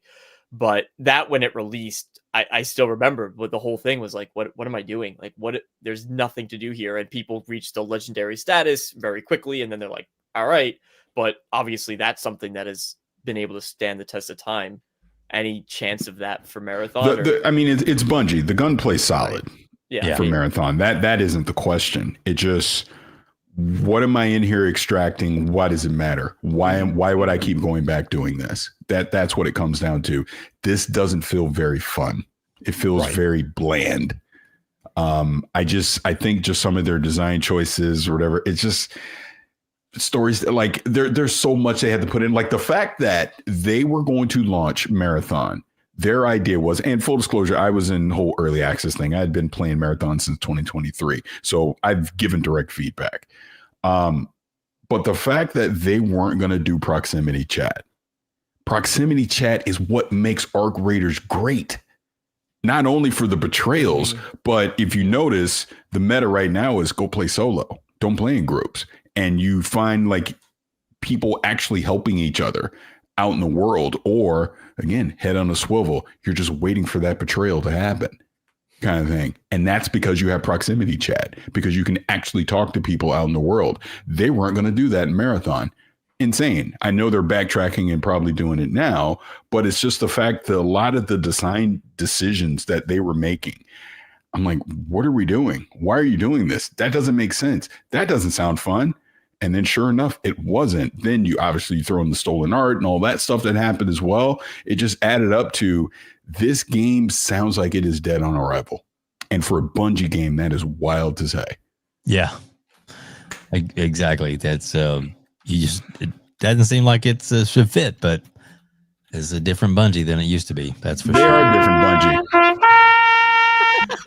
Because I mean, part of it for me is, I've known a lot of people over there and there's still people that I consider friends that are still there. But a lot of the people that made Halo and then Destiny great are no longer there. So it's not the same Bungie, even from a talent standpoint, not even from a creative standpoint.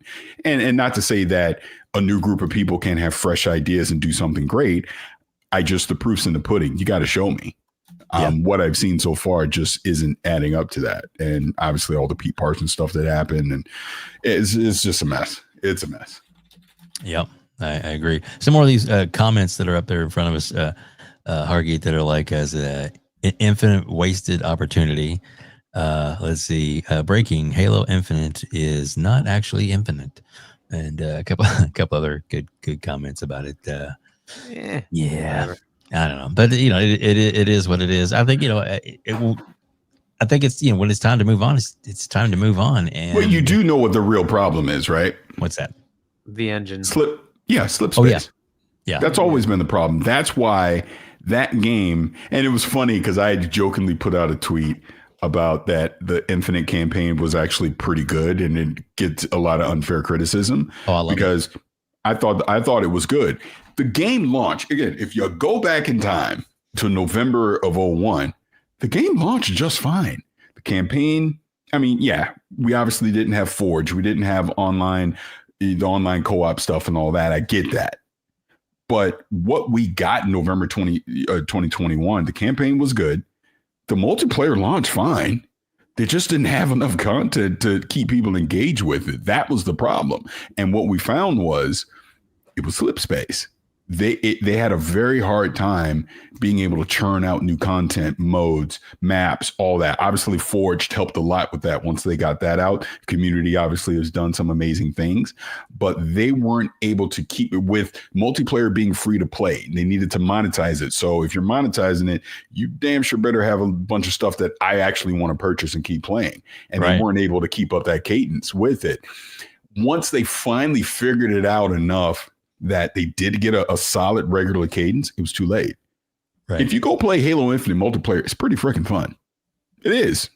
But a lot of people just moved on and started playing other stuff. So, and I realize all the snarky comments that you see online, of course, you're going to see that stuff. But it actually makes sense that they just go ahead and kneecap this thing now and move on. They're going to Unreal 5. You're introducing it to PlayStation. You gotta hit the reset button on it. You just do. Why would you continue to try and force feed Halo Infinite when people, it has a scarlet letter on at this point? No one's going to go back to that game. So you introduce a new Halo, a new unique spin on multiplayer, whatever they're going to do. I'm sure they're going to have a bunch of legacy maps and a bunch of fun modes and stuff like that. It's on Xbox, PlayStation, PC day one. Obviously, they're doing these remakes of the campaigns. There's going to be a quote unquote Halo 7 campaign down the road at some point. It just makes sense. And if you go back, roll the tape on the XCast stuff. I was saying it during the Halo Infinite time, and I still believe this. Halo cannot be okay. It has to be great. That there is not an Xbox without Halo. And sure, it's weird and different now because it's going to be on PlayStation and all this stuff, but the rules still apply to what Xbox is. Master Chief is the Xbox identity. So you cannot F this up. And they know they can't F it up.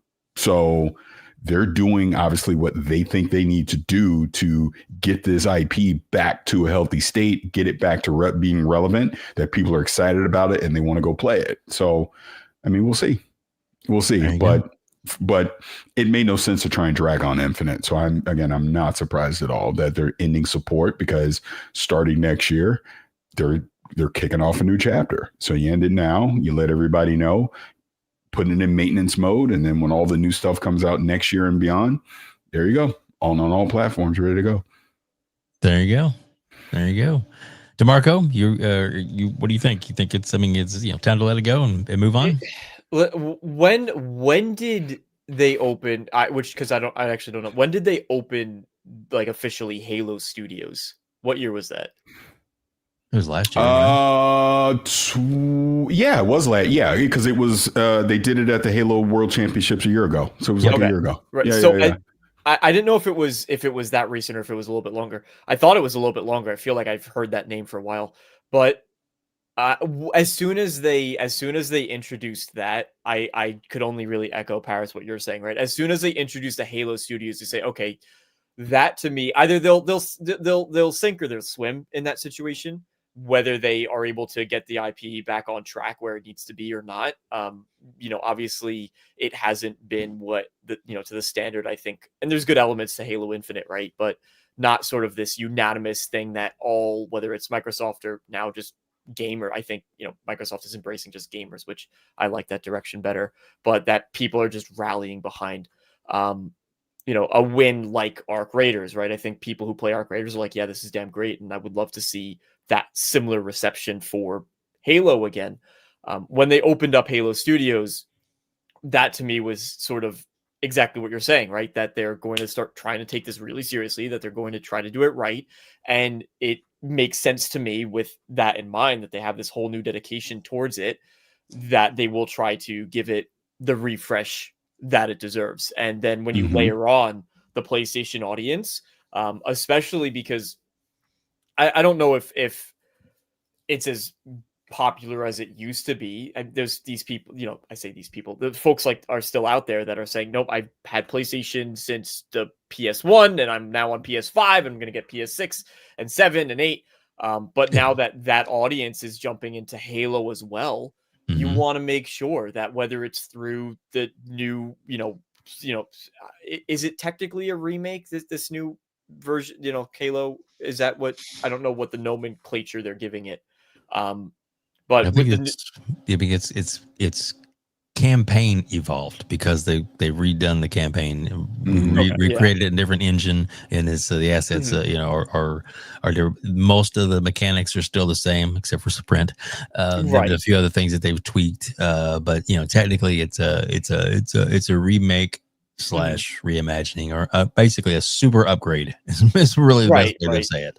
So a very soft reboot, if you will. Yeah. I'll go with that, right? So that to me is all sort of, they're saying, hey, let's make sure that we build all of that excitement for Halo. We continue it. And I don't want to say it's for a new generation, but kind of loosely in that direction of saying, we're going to make sure that everybody's on the same page now, whether you're new or old or older fan, newer fan, and you're trying to enjoy it the way that Halo was meant to when it first came out. And like when Halo 3 came out, I still remember that was everything was Halo 3. That was a good time. I miss that. Yeah, I agree with that as well. But like it just feels like it's kind of time to move on. We will get that comment there for Paris. I'll let you read that, Hargeet, and then I'll let you get your comments on it. Sure. Raise it, Ultron. Paris is the GOAT. Keep on speaking the truth. Not really. I've been arguing with David Jaffe all day. Don't listen to me. You mean you've been winning arguments all day with David Jaffe? But not even really an argument. I'm just stating a truth. Amen. Everyone's. I know.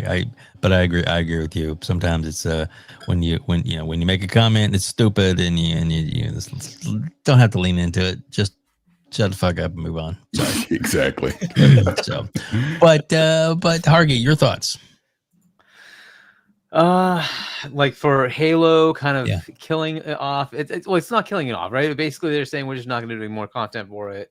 Where it's running, it's running. You can keep playing. It's there. That's fine, right? You can still play Halo 5. It's still there. So you still have it. It's if there's any issues, I'm sure they'll keep patching it. But it's what Paris mentioned. They just want to get past the whole slip space. That was the name of the engine, whatever the current engine they're on. Yep. They want to move past it. They're going to UE. They want to put all their energy there. They want to start getting their content ready for whatever the heck they're announcing. And this is kind of the part that I'm not sure where they are, right? So they've announced Combat Evolved being redone as Campaign Evolved. Cool. No multiplayer. And I think Paris, you kind of hinted to this. What do they do next? And everybody assumes in November next year we're going to get this Halo game, and I don't know that that's the case. I think they're going to announce something else, because there's got to be something else that they are bringing up to replace Infinite. And if they're working on something, they say they have multiple games in development. Right? Are they going to announce something new and say, "Hey, that's what's coming out in November"? I don't know. Halo Maybe Tactics. Think of this, and go ahead, because I didn't mean to cut you off. You're about to jump in. I'm sorry. Yeah. So like it could be that. It could. I don't care what it is. They have to have something new that has multiplayer, right? And you want to have something meaty as the multiplayer, right? It's got to be something that would compete with all these other games. So I think they're looking at. I hope they actually have something that it's not going to be 2027 or 2028, and you have to wait for multiple years before there's anything, right? That could be the case, but I'd rather they have something ready to roll. But we will see. This is just kind of the world we're in now. They're kind of working through it, but it feels to me like what they did with Gears, where you have Reloaded come out and then E-Day's coming out, right? Mm-hmm. And my assumption is that like E-Day is not going to be a fall next year. I think it's going to be spring. So I think they have that kind of a time frame, and that's what I would see happening.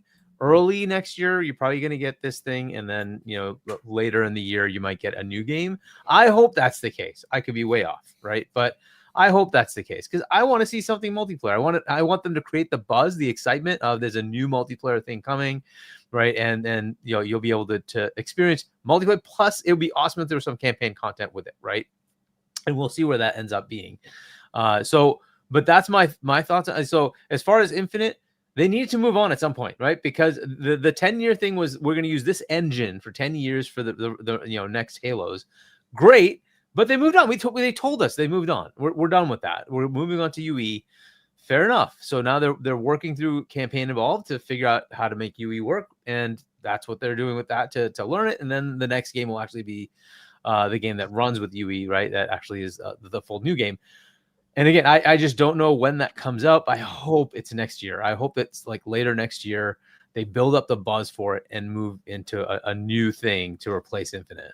I was very disappointed that there was no campaign content that they added to Infinite, because there's an obvious, like, you could keep going with this, right? You have these major generals that were underneath the main guy. It's like, you could keep going. Like, why wouldn't you just keep? But hey, they just kind of stopped it. And like, it's the indecisions and the management headaches they've had. It's very disappointing. I hope that's all resolved now, and that they can actually just focus on, let's get campaigns going, and let's get Halo should be something that they keep in the forefront, and it should have a lot of zeitgeistiness to it.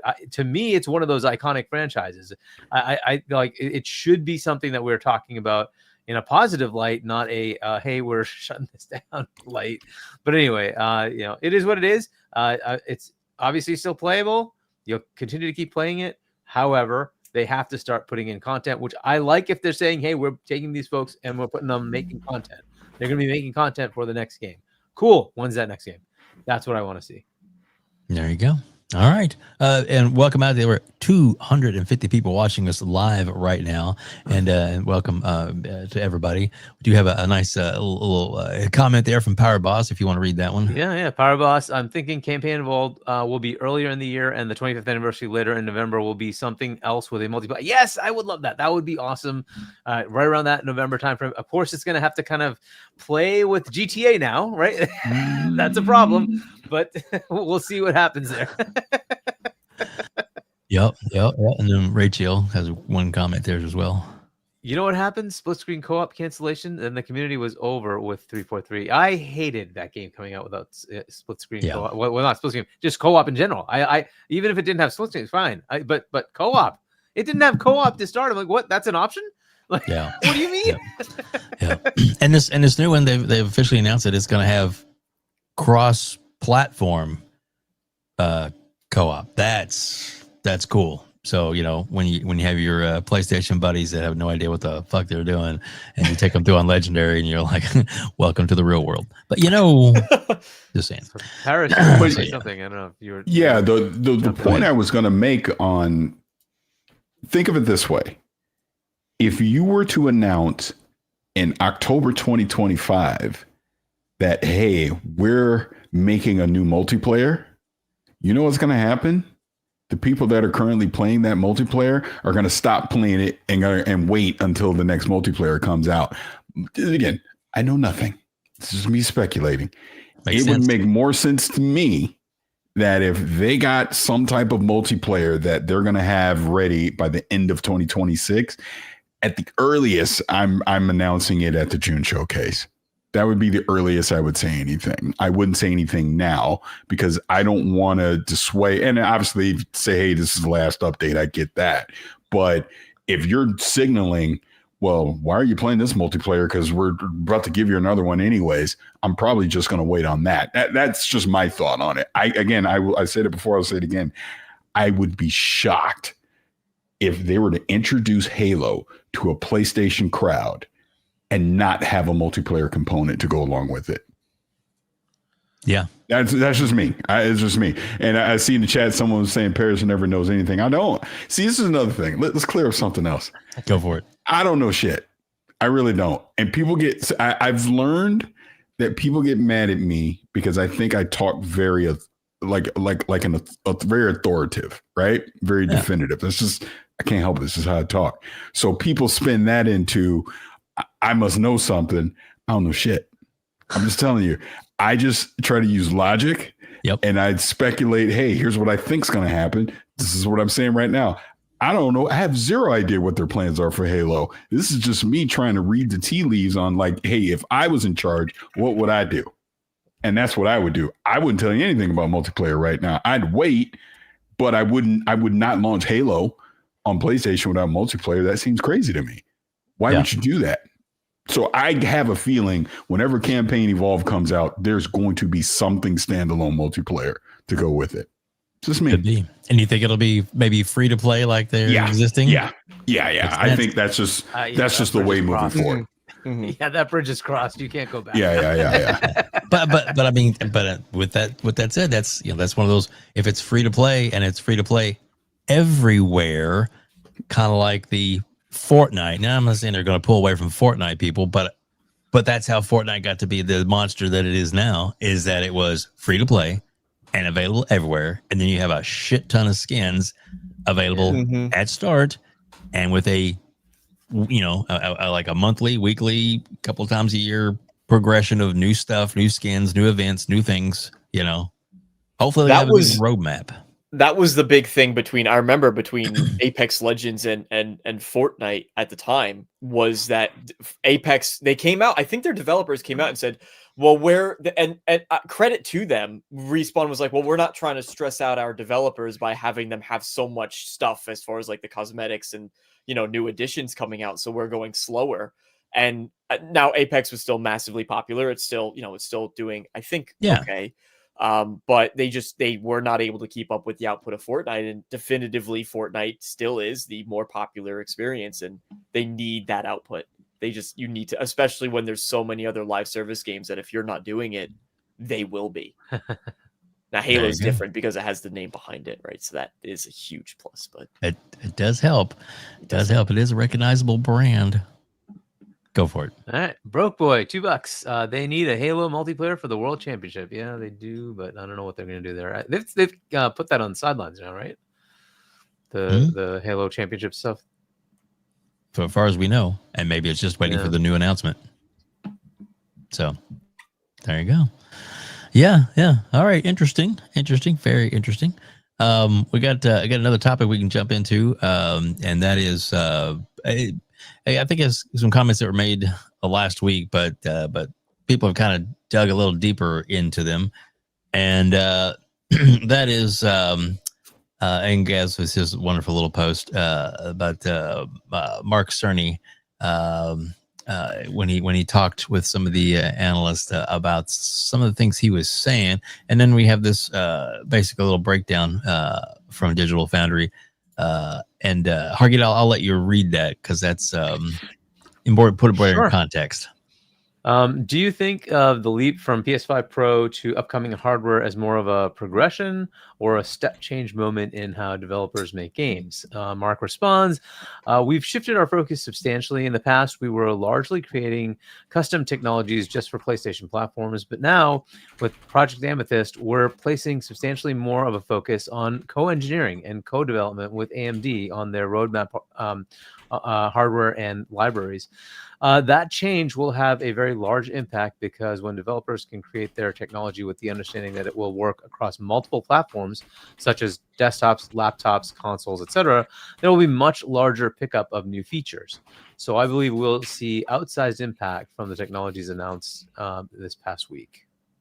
So dissecting that a little bit, does that really seem like the PlayStation 6 or whatever it's going to be is going to be just their only philosophy, or do you think that they're gearing up for the inevitable day and date of PC play everywhere type mantra that that we've seen other people said there's some leaked data mining and stuff from some things about where you could, when you're buying it on your PlayStation, it's now going to be playable on your PC.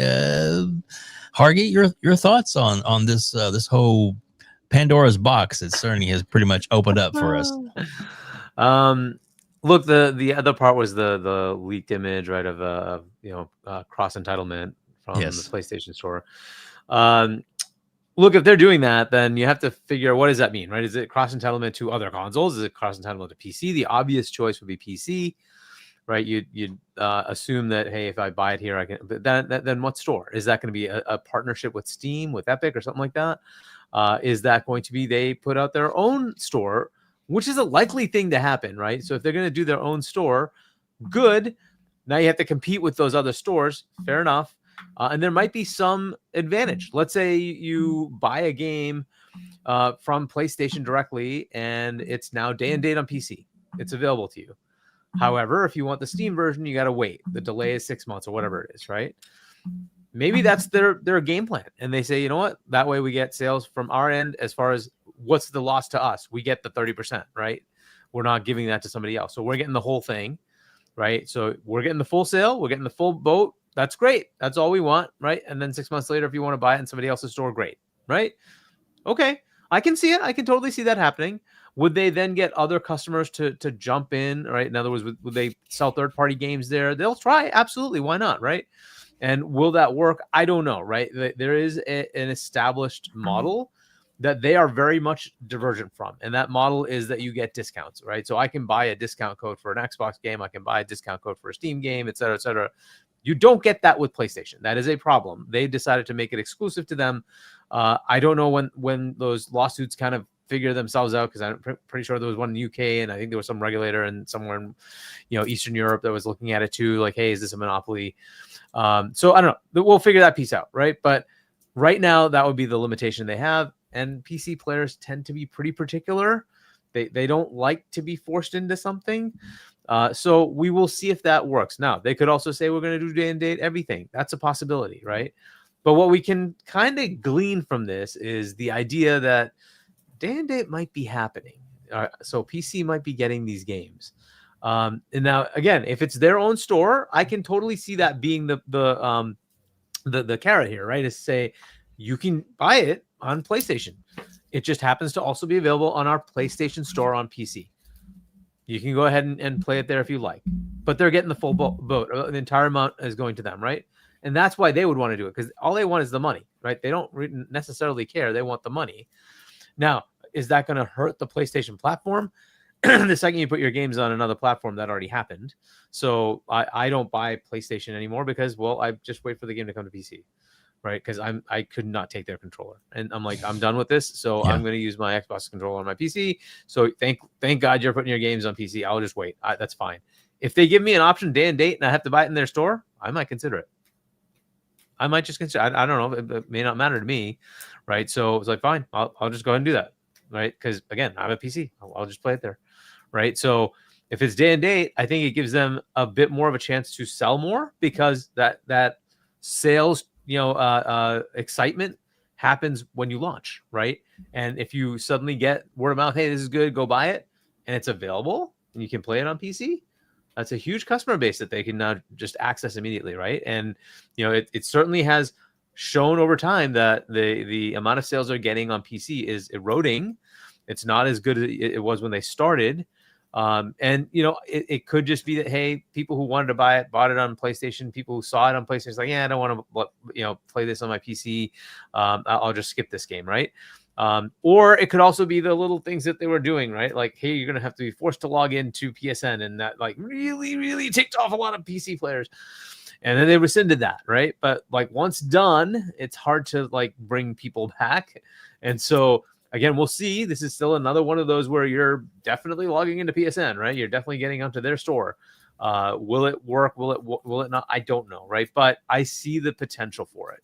And that does lean into the idea, will they do day and date in that store and give you cross entitlement, which would be fantastic from a consumer perspective. I think that's great. So again, to be seen. Are they focusing more on trying to maximize the box? Well, we've already been seeing that, right? They're not.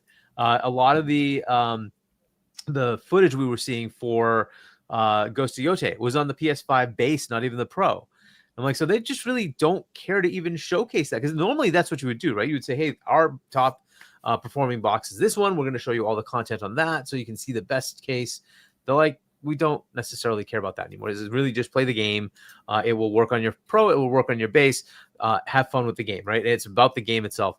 And I think that's kind of the direction they're going to keep leaning into, right? Now that they are a multi-plat, they are putting stuff on PC. They have to make sure that the game is going to be scalable to everything on PC. I think things have kind of just shifted, and he's just kind of pointing that out, right? And they're not making a very bespoke thing anymore. It's, if you see the spec leaks between what you see on the PlayStation 6 side versus the Project Magnus side, they're very, very close with like minor tweaks in number of CUs, right? They're very much similar. And it's like, okay, so you're not really getting a lot of departure or divergence. Heck, the Series X and the PS5 are very close. So, they're very, very similar in capabilities. What he's mentioning does make sense. One of the things that we were finding was a lot of those like mesh shaders and stuff like that were just not being taken advantage of because it's work for the developer. Does it work everywhere, right? And how much work is it for them to do that? And is it going to have a payout? And so a lot of them just didn't, right? And he's like, no, let's try to push the industry to have the same capability set, right? So that way people take advantage of these features. And so we actually get to see them in the games, right? That's a good thing. I think that should be happening. And hopefully both AMD and PlayStation are working with Xbox to make that happen as well, right? To make sure that happens. NVIDIA's got these technologies as well. And hopefully they're all kind of on board with this idea of let's push the platform across the board, the capabilities of these platforms across the board so that people can take advantage of that. This sounds good, to me. I think this is good. They are kind of shifting the focus where they should. And you can kind of see this idea, hey, I can stream my games now. I don't need a PlayStation 5. Right. I can just, get the subscription, and I have, they have an app on PC and Mac, or you can get the portal, right? You go ahead and just stream your game. Another thing that they're usually a few years behind Microsoft. I hope they see the obvious next thing to do, which is put it on the freaking TV, right? Microsoft already worked with Samsung and LG to get that low latency for the controller. It's all there. Just add the app. You're done. You have your own TV division. Go ahead and add it to the Sony TVs. Wow. Right? That you don't need to do anything. Just pay the $18. You got access to the games. If you go buy one of the games in our store, you got access to that game. Just play the game, right? And they just need to do a little bit of work there to make that all work, right? Because the foundation's been laid down. It's already there. Go ahead and add the app. And, that adds another avenue, right? So we'll see how this all plays out. But I think that's kind of the direction they're going because they see the world is going there. So that just tends to be something they have to respond to, right? And the same thing that we were mentioning before about the TikTok videos and all that stuff. Shaun Layden said that too, right? I think even Reggie said that. Like Yep. it's just the world we're in is like you have to deal with time. People only have so much time. And right now people are watching us on YouTube. That could be them playing games. Instead, they're watching us on YouTube. It's just the way it is. That's time, right? So somebody spending their time doing this versus that, right? In the gaming world, these are long, meaty games, right? So if you're playing something short, Candy Crush, fine. If you're playing something like Outer Worlds 2, where you're going to spend 50 hours, that's a lot of time investment. Are people going to do it? These are the things that they're contending with, right? So if you're going to make the next Horizon, which is probably going to be a 40-hour game, right? Okay, how do you get the time from people? How do you get them to commit to that? So this is just the world they're in, and these are the things they're looking at. Is broaden the base as much as possible, get as many customers as you possibly can to give you that engagement, and that's a good thing. I think the industry is realizing it, and like the console war stuff is just dead. You can just see that from here. The console war stuff is just dead. This is Mark Cerny saying that. Like, come on, like that stuff is dead. They're co-engineering all this stuff. They're just trying to make money. Everybody's just trying to make money. So it's kind of I like this statement from him because this is basically just saying, yeah, we're all in this together. We're trying to get our profits, guys. Yeah, clearly. DeMarco, your thoughts? I don't think I could say it any better. The only thing I could say is, and I want to get real close for this one to let Sony know. Here, let me just get in here and say, welcome to the modern age, Sony. Congratulations. You finally did it, right? It's like it's taken this long for them to finally and I've been saying this for ages. They've been so stubborn about it, and it's not a winning battle. It's not it never was. As soon as Microsoft started or Xbox started making sure that their things were more widely available, I was saying it's only a matter of time. And they're gonna, Sony's gonna be dragging their legs to do it, but they're going to eventually because they will be forced to, and because that's the way the market, as Hargeet said, that's the way the market's going. And the console wars are dead. They should have died a long time ago. I'm happy that it's happening at least now, right? And I get to see that happening because I have never been the type of person that said, play on whatever the heck you want. Just I've hated exclusivity from forever. Now, the most interesting thing to me, honestly, about all of it is, I think it's an inevitability, right? Obviously, but I think the most interesting thing for me is how are they going to, if they do implement their own storefront, how are they going to differentiate themselves on that front? Which is to say, and Paris, it might have been, I don't know if it was yourself or maybe I saw it from Jez or somebody else, but bringing out like Epic Game Store had the exclusives that went to it, and also the free games. Steam, has just sort of the longevity and the lifespan behind it, right? Being the longest platform there. Others have tried to pop up. EA tried to do their own. It's still there. It wasn't really that great. Microsoft has the value. Their storefront has the value of being available everywhere. You buy it in one place and you can play it in all those other areas, whether it's on your TV or your smart device, so on and so forth. What is PlayStation's going to be? And they could, I think there is enough strength to say, hey, they want to minimize their revenue cut. They could say, hey, listen, we are going to still be releasing. You want to play Spider-Man 3? You want to play Horizon, the next Horizon game? We'll have that on the PlayStation Store on PC for a year, and then it'll move over to Steam if you want to buy it on the Steam or other marketplaces. Maybe that's their major call to action, but I think that they are also trying to potentially double down on what Hargeet is saying, right? Bring it to Sony TVs, and then you can follow all they need to do is copy the path that Microsoft is laying for them as far as the direction the industry should move in. Let people access it on your TV. Let people access it on your PlayStation Portal if you buy it on the PlayStation storefront. And that is an incentive to buy your games there versus buying them on Steam, where PlayStation will take a bit of a revenue, small revenue hit there. Whether or not they will do it day and date in both places and just say, listen, if you buy the game, you buy the game. That remains to be seen. But even if they don't, I think it's a win for gamers all around, and I'm happy that all the, you know, whether it's Xbox or Microsoft, Xbox or PlayStation, excuse me, they're all reaching this point. Better late than never, I would say. Yeah. So that was me. Rock, yeah. And actually I got to go. So I'll just jump in really quick and just give this thought and get out of here. So going off of what Gaz said, because I even replied under what Gaz was saying, what Cerny was talking about their article. And it really just comes down to this. They are simplifying development because it is going to lessen the load on porting studios like Nixxes. It's going to allow them to bring these games to other platforms quicker, which in turn makes them more money. I mean, it is that simple when it comes to what PlayStation is doing. I get people want to go, they're copying Xbox or doing this or doing that. Whatever you want to look at it, who cares? It really doesn't matter at this point, other than them doing cross-buy. And Hargeet, you already said it. They're going to have a PC storefront. And the incentive is going to be you buy it once on our storefront, you can now play it on the console or the PC. If you want to stay a part of Steam, you don't get that perk. I also think you bring some form of PlayStation Plus to PC as well. So it probably is not third-party games, but it's probably a curated selection of their first-party games that if you're on PlayStation Plus Premium, you can now play those games on PC as well or something like that, right? It's evolving. And look, people like to give me a lot of shit because they like to go, whoa, 10 years ago you said this.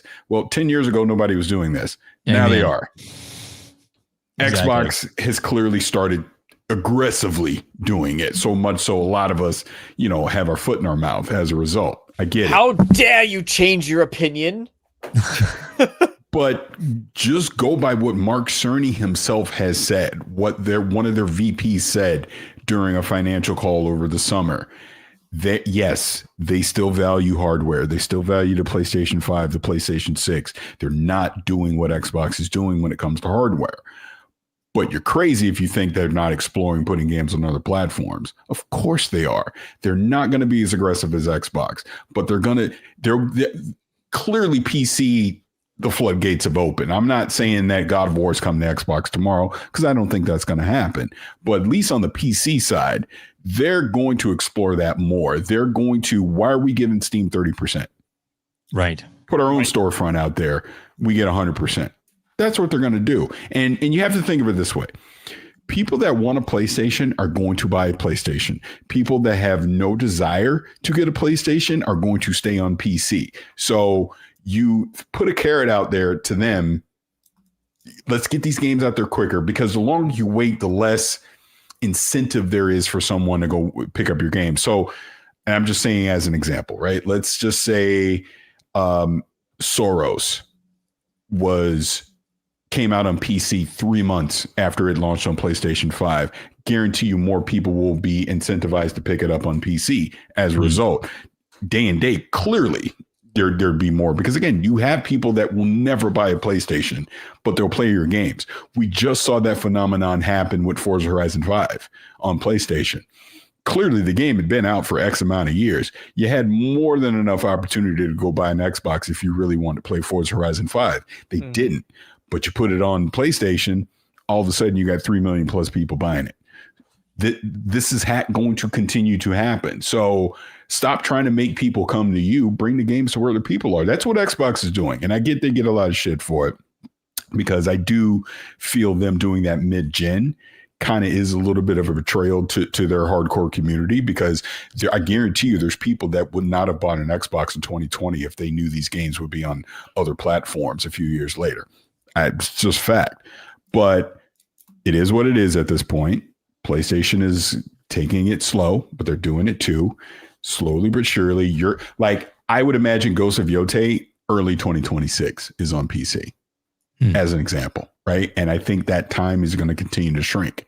And what Cerny's doing is, because right now you got to give it to Nixxes or Iron Galaxy or someone else to do the porting, right? That takes time. But if you're essentially co-developing for both the PlayStation and the PC at the same time because you simplified it and made it more of a PC development than a quote unquote custom console development. Again, let's just take Insomniac as an example. Wolverine. Now, maybe Nixxes doesn't have to port it. Maybe Insomniac can do it themselves. Or if they do hand it over to Nixxes, most of the work's already been done. Now they just got to add some spit and polish to it. Now it's out the door in 90 days. That could happen. I'm not saying it will, but I'm just saying, reading that article, that's what it says to me. They want to get their games onto PC quicker than what they're currently doing. It'll be cheaper. It'll be more cost effective, less time consuming. They make more money. That's just how I see it. And yeah, the storefront's coming, the PC storefront. Why wouldn't it? You're not going to do cross-buy. You're not going to do cross-buy and partner with Steam or Epic, because guess what? Steam or Epic still gets a cut. Yeah. That defeats the whole purpose. So why would you do that? If someone wants to stay on Steam or Epic, no, you don't get the benefit of being able to play it on console. But if you have that diehard console person likes to dabble on PC, now, hey, yeah, I'll do the cross-buy thing. And now I can play it on PC too through the PlayStation launcher. And I guarantee you part of the incentive what that's going to be, cross-save, trophy support, all those things will go across as well. Same thing that Xbox is doing, which is, I think, Play Anywhere, which is a great incentive of what they do. So It's all changing, man. I just think as we get into this next gen, 2026, 2027, we're just going to see more and more. It's not so much about the hardware. It's about the platform. Yeah. That's what I think. There you go. Paris, thank you so much for joining us. We really appreciate your time tonight. Thanks. As always, we love it when you jump in, and you always have a open invitation anytime you want to come on and spit some bars. So we love having you on. No, I appreciate you having me. You guys keep doing what you're doing. And if we don't talk, I hope you have a good rest of the year. Happy holidays, the whole thing. If anyone's going to the Game Awards, I'll be there in December. Look forward to seeing you. Nice. If not, it will be a very fun 2026, I'm sure. It will be. It will be. I'll see you next year in June. There you go. All right. I look forward to it. All right. I'll catch you guys later. Have a great one, sir. See you, Paris. Thank you. All right. I love it when he jumps on. It's always great to have Paris. I'm going to put Hargeet back up in the top row where he belongs. There we go. What's up, buddy? All right. So I guess we'll just we've been going for over 2 hours now. We'll kind of wrap things up, as it were. Great show as always. Great to have Paris come on. DeMarco, thank you so much for jumping on tonight. I would love having you on, and hopefully you're going to be back. But I would like you to tell everybody where they can reach out to you, where they can find you. I think you're doing some new things now, so let's talk about some of that. Yes, sir. Well, listen, I'm trying to basically most of my audience is based around Bethesda Game Studios, and I'm trying to make sure that I can break out of that a bit. So focusing more on an RPG side of content. Those are the games that I mostly play. I mostly enjoy. So if you've liked any of my opinions that I've given, and then of course any of the major events from Xbox or PlayStation, but I never try to. Console wars are stupid. I always tell everybody they're not for everybody.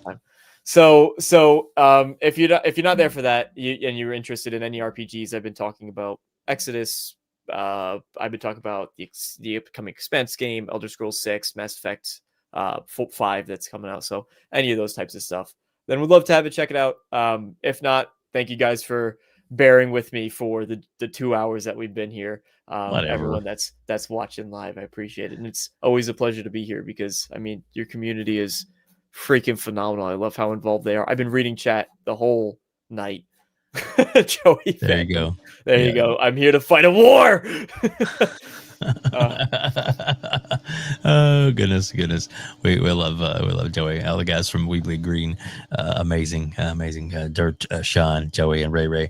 They do great work. But yeah, again, DeMarco, thank you so much for being here. Hopefully you'll be back on with us again someday soon. Yeah, we'll love to have you, and I'll definitely send the invite out again. The next time there's GTA 6 news, that's when I assume the invitation will come.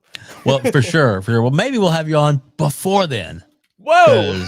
Because I mean, come on, that's gonna be till next year, right? Is that allowed? Of course, it's allowed. It's allowed. That's funny. Oh goodness, Hargeet Chani, my favorite Jedi. Please tell everybody where they can reach out to you, where they can find you, where they can buy your book, all the kind of good stuff, and all the amazing shows and stuff that you do. Whew. Here we go. Thanks for coming on, DeMarco, and shout out to Paris for showing up for a bit. It's Veterans Day on Tuesday here in the U.S. Shout out to our veterans. Hopefully you have a great day. You can check out my channel, Hargeet Chani 1 on YouTube if you want, and shop.chani.us if you want to pick up my book. I'll be on with Fonz on Veterans Day on Tuesday at 7 p.m. U.S. Eastern Time. Check that out, and we'll go from there. There you go. And if you're watching on YouTube or watching later on the replay, there is the QR code if you want to for Hargeet's page right there. Just hold it up there on phone and grab that and boom. As DeMarco models it graciously. Thank you so much. How kind. Shit, we have a lot of fun here. That is for sure. Again, big shout out and thank you, Lotus Esprit, for all the gifted memberships tonight. Over 150. That's crazy. But thank you so much, sir, for your generosity. It is greatly it is wonderful for you to do, and never expected, always appreciated. And whoops, I hit the wrong button. I was trying to remove that from our thing, but I'll hit the wrong button there. There we go. Get that off our stop sharing screen. There we go. All right. So it was great having everybody out. Thank you all so much. And of course, FarQ, he now has his official just so you know, there it is right there, the official FarQ icon, because FarQ does so much for us behind the scenes, a lot of fun stuff that he does, as well as we'll pull it up one more time because it's so damn funny.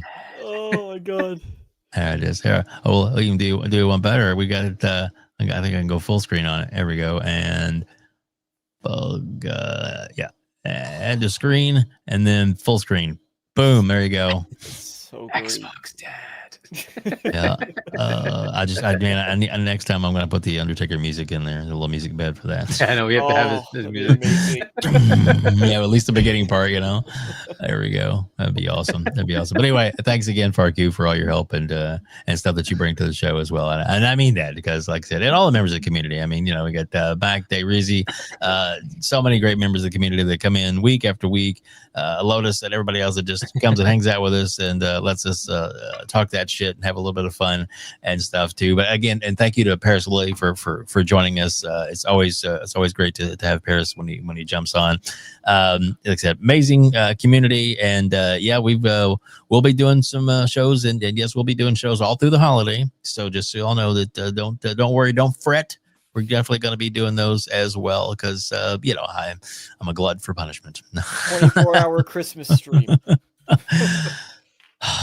Literally Christmas. Christmas is actually one of the days. I think it's on a Sunday, isn't it? Is it? No, it's on a Thursday. Isn't it? No, you're right. It's on Thursday. Thursday this year for Christmas and for New we're Year's okay. Day. We're okay. We're okay. But I'm off Christmas Day and I'm off New Year's Day, so who knows? Maybe we'll do a bonus stream if anybody's up for it. And who knows? Maybe it'll just be Hargeet's like, no, leave me alone. I won't bother you for it. You know that.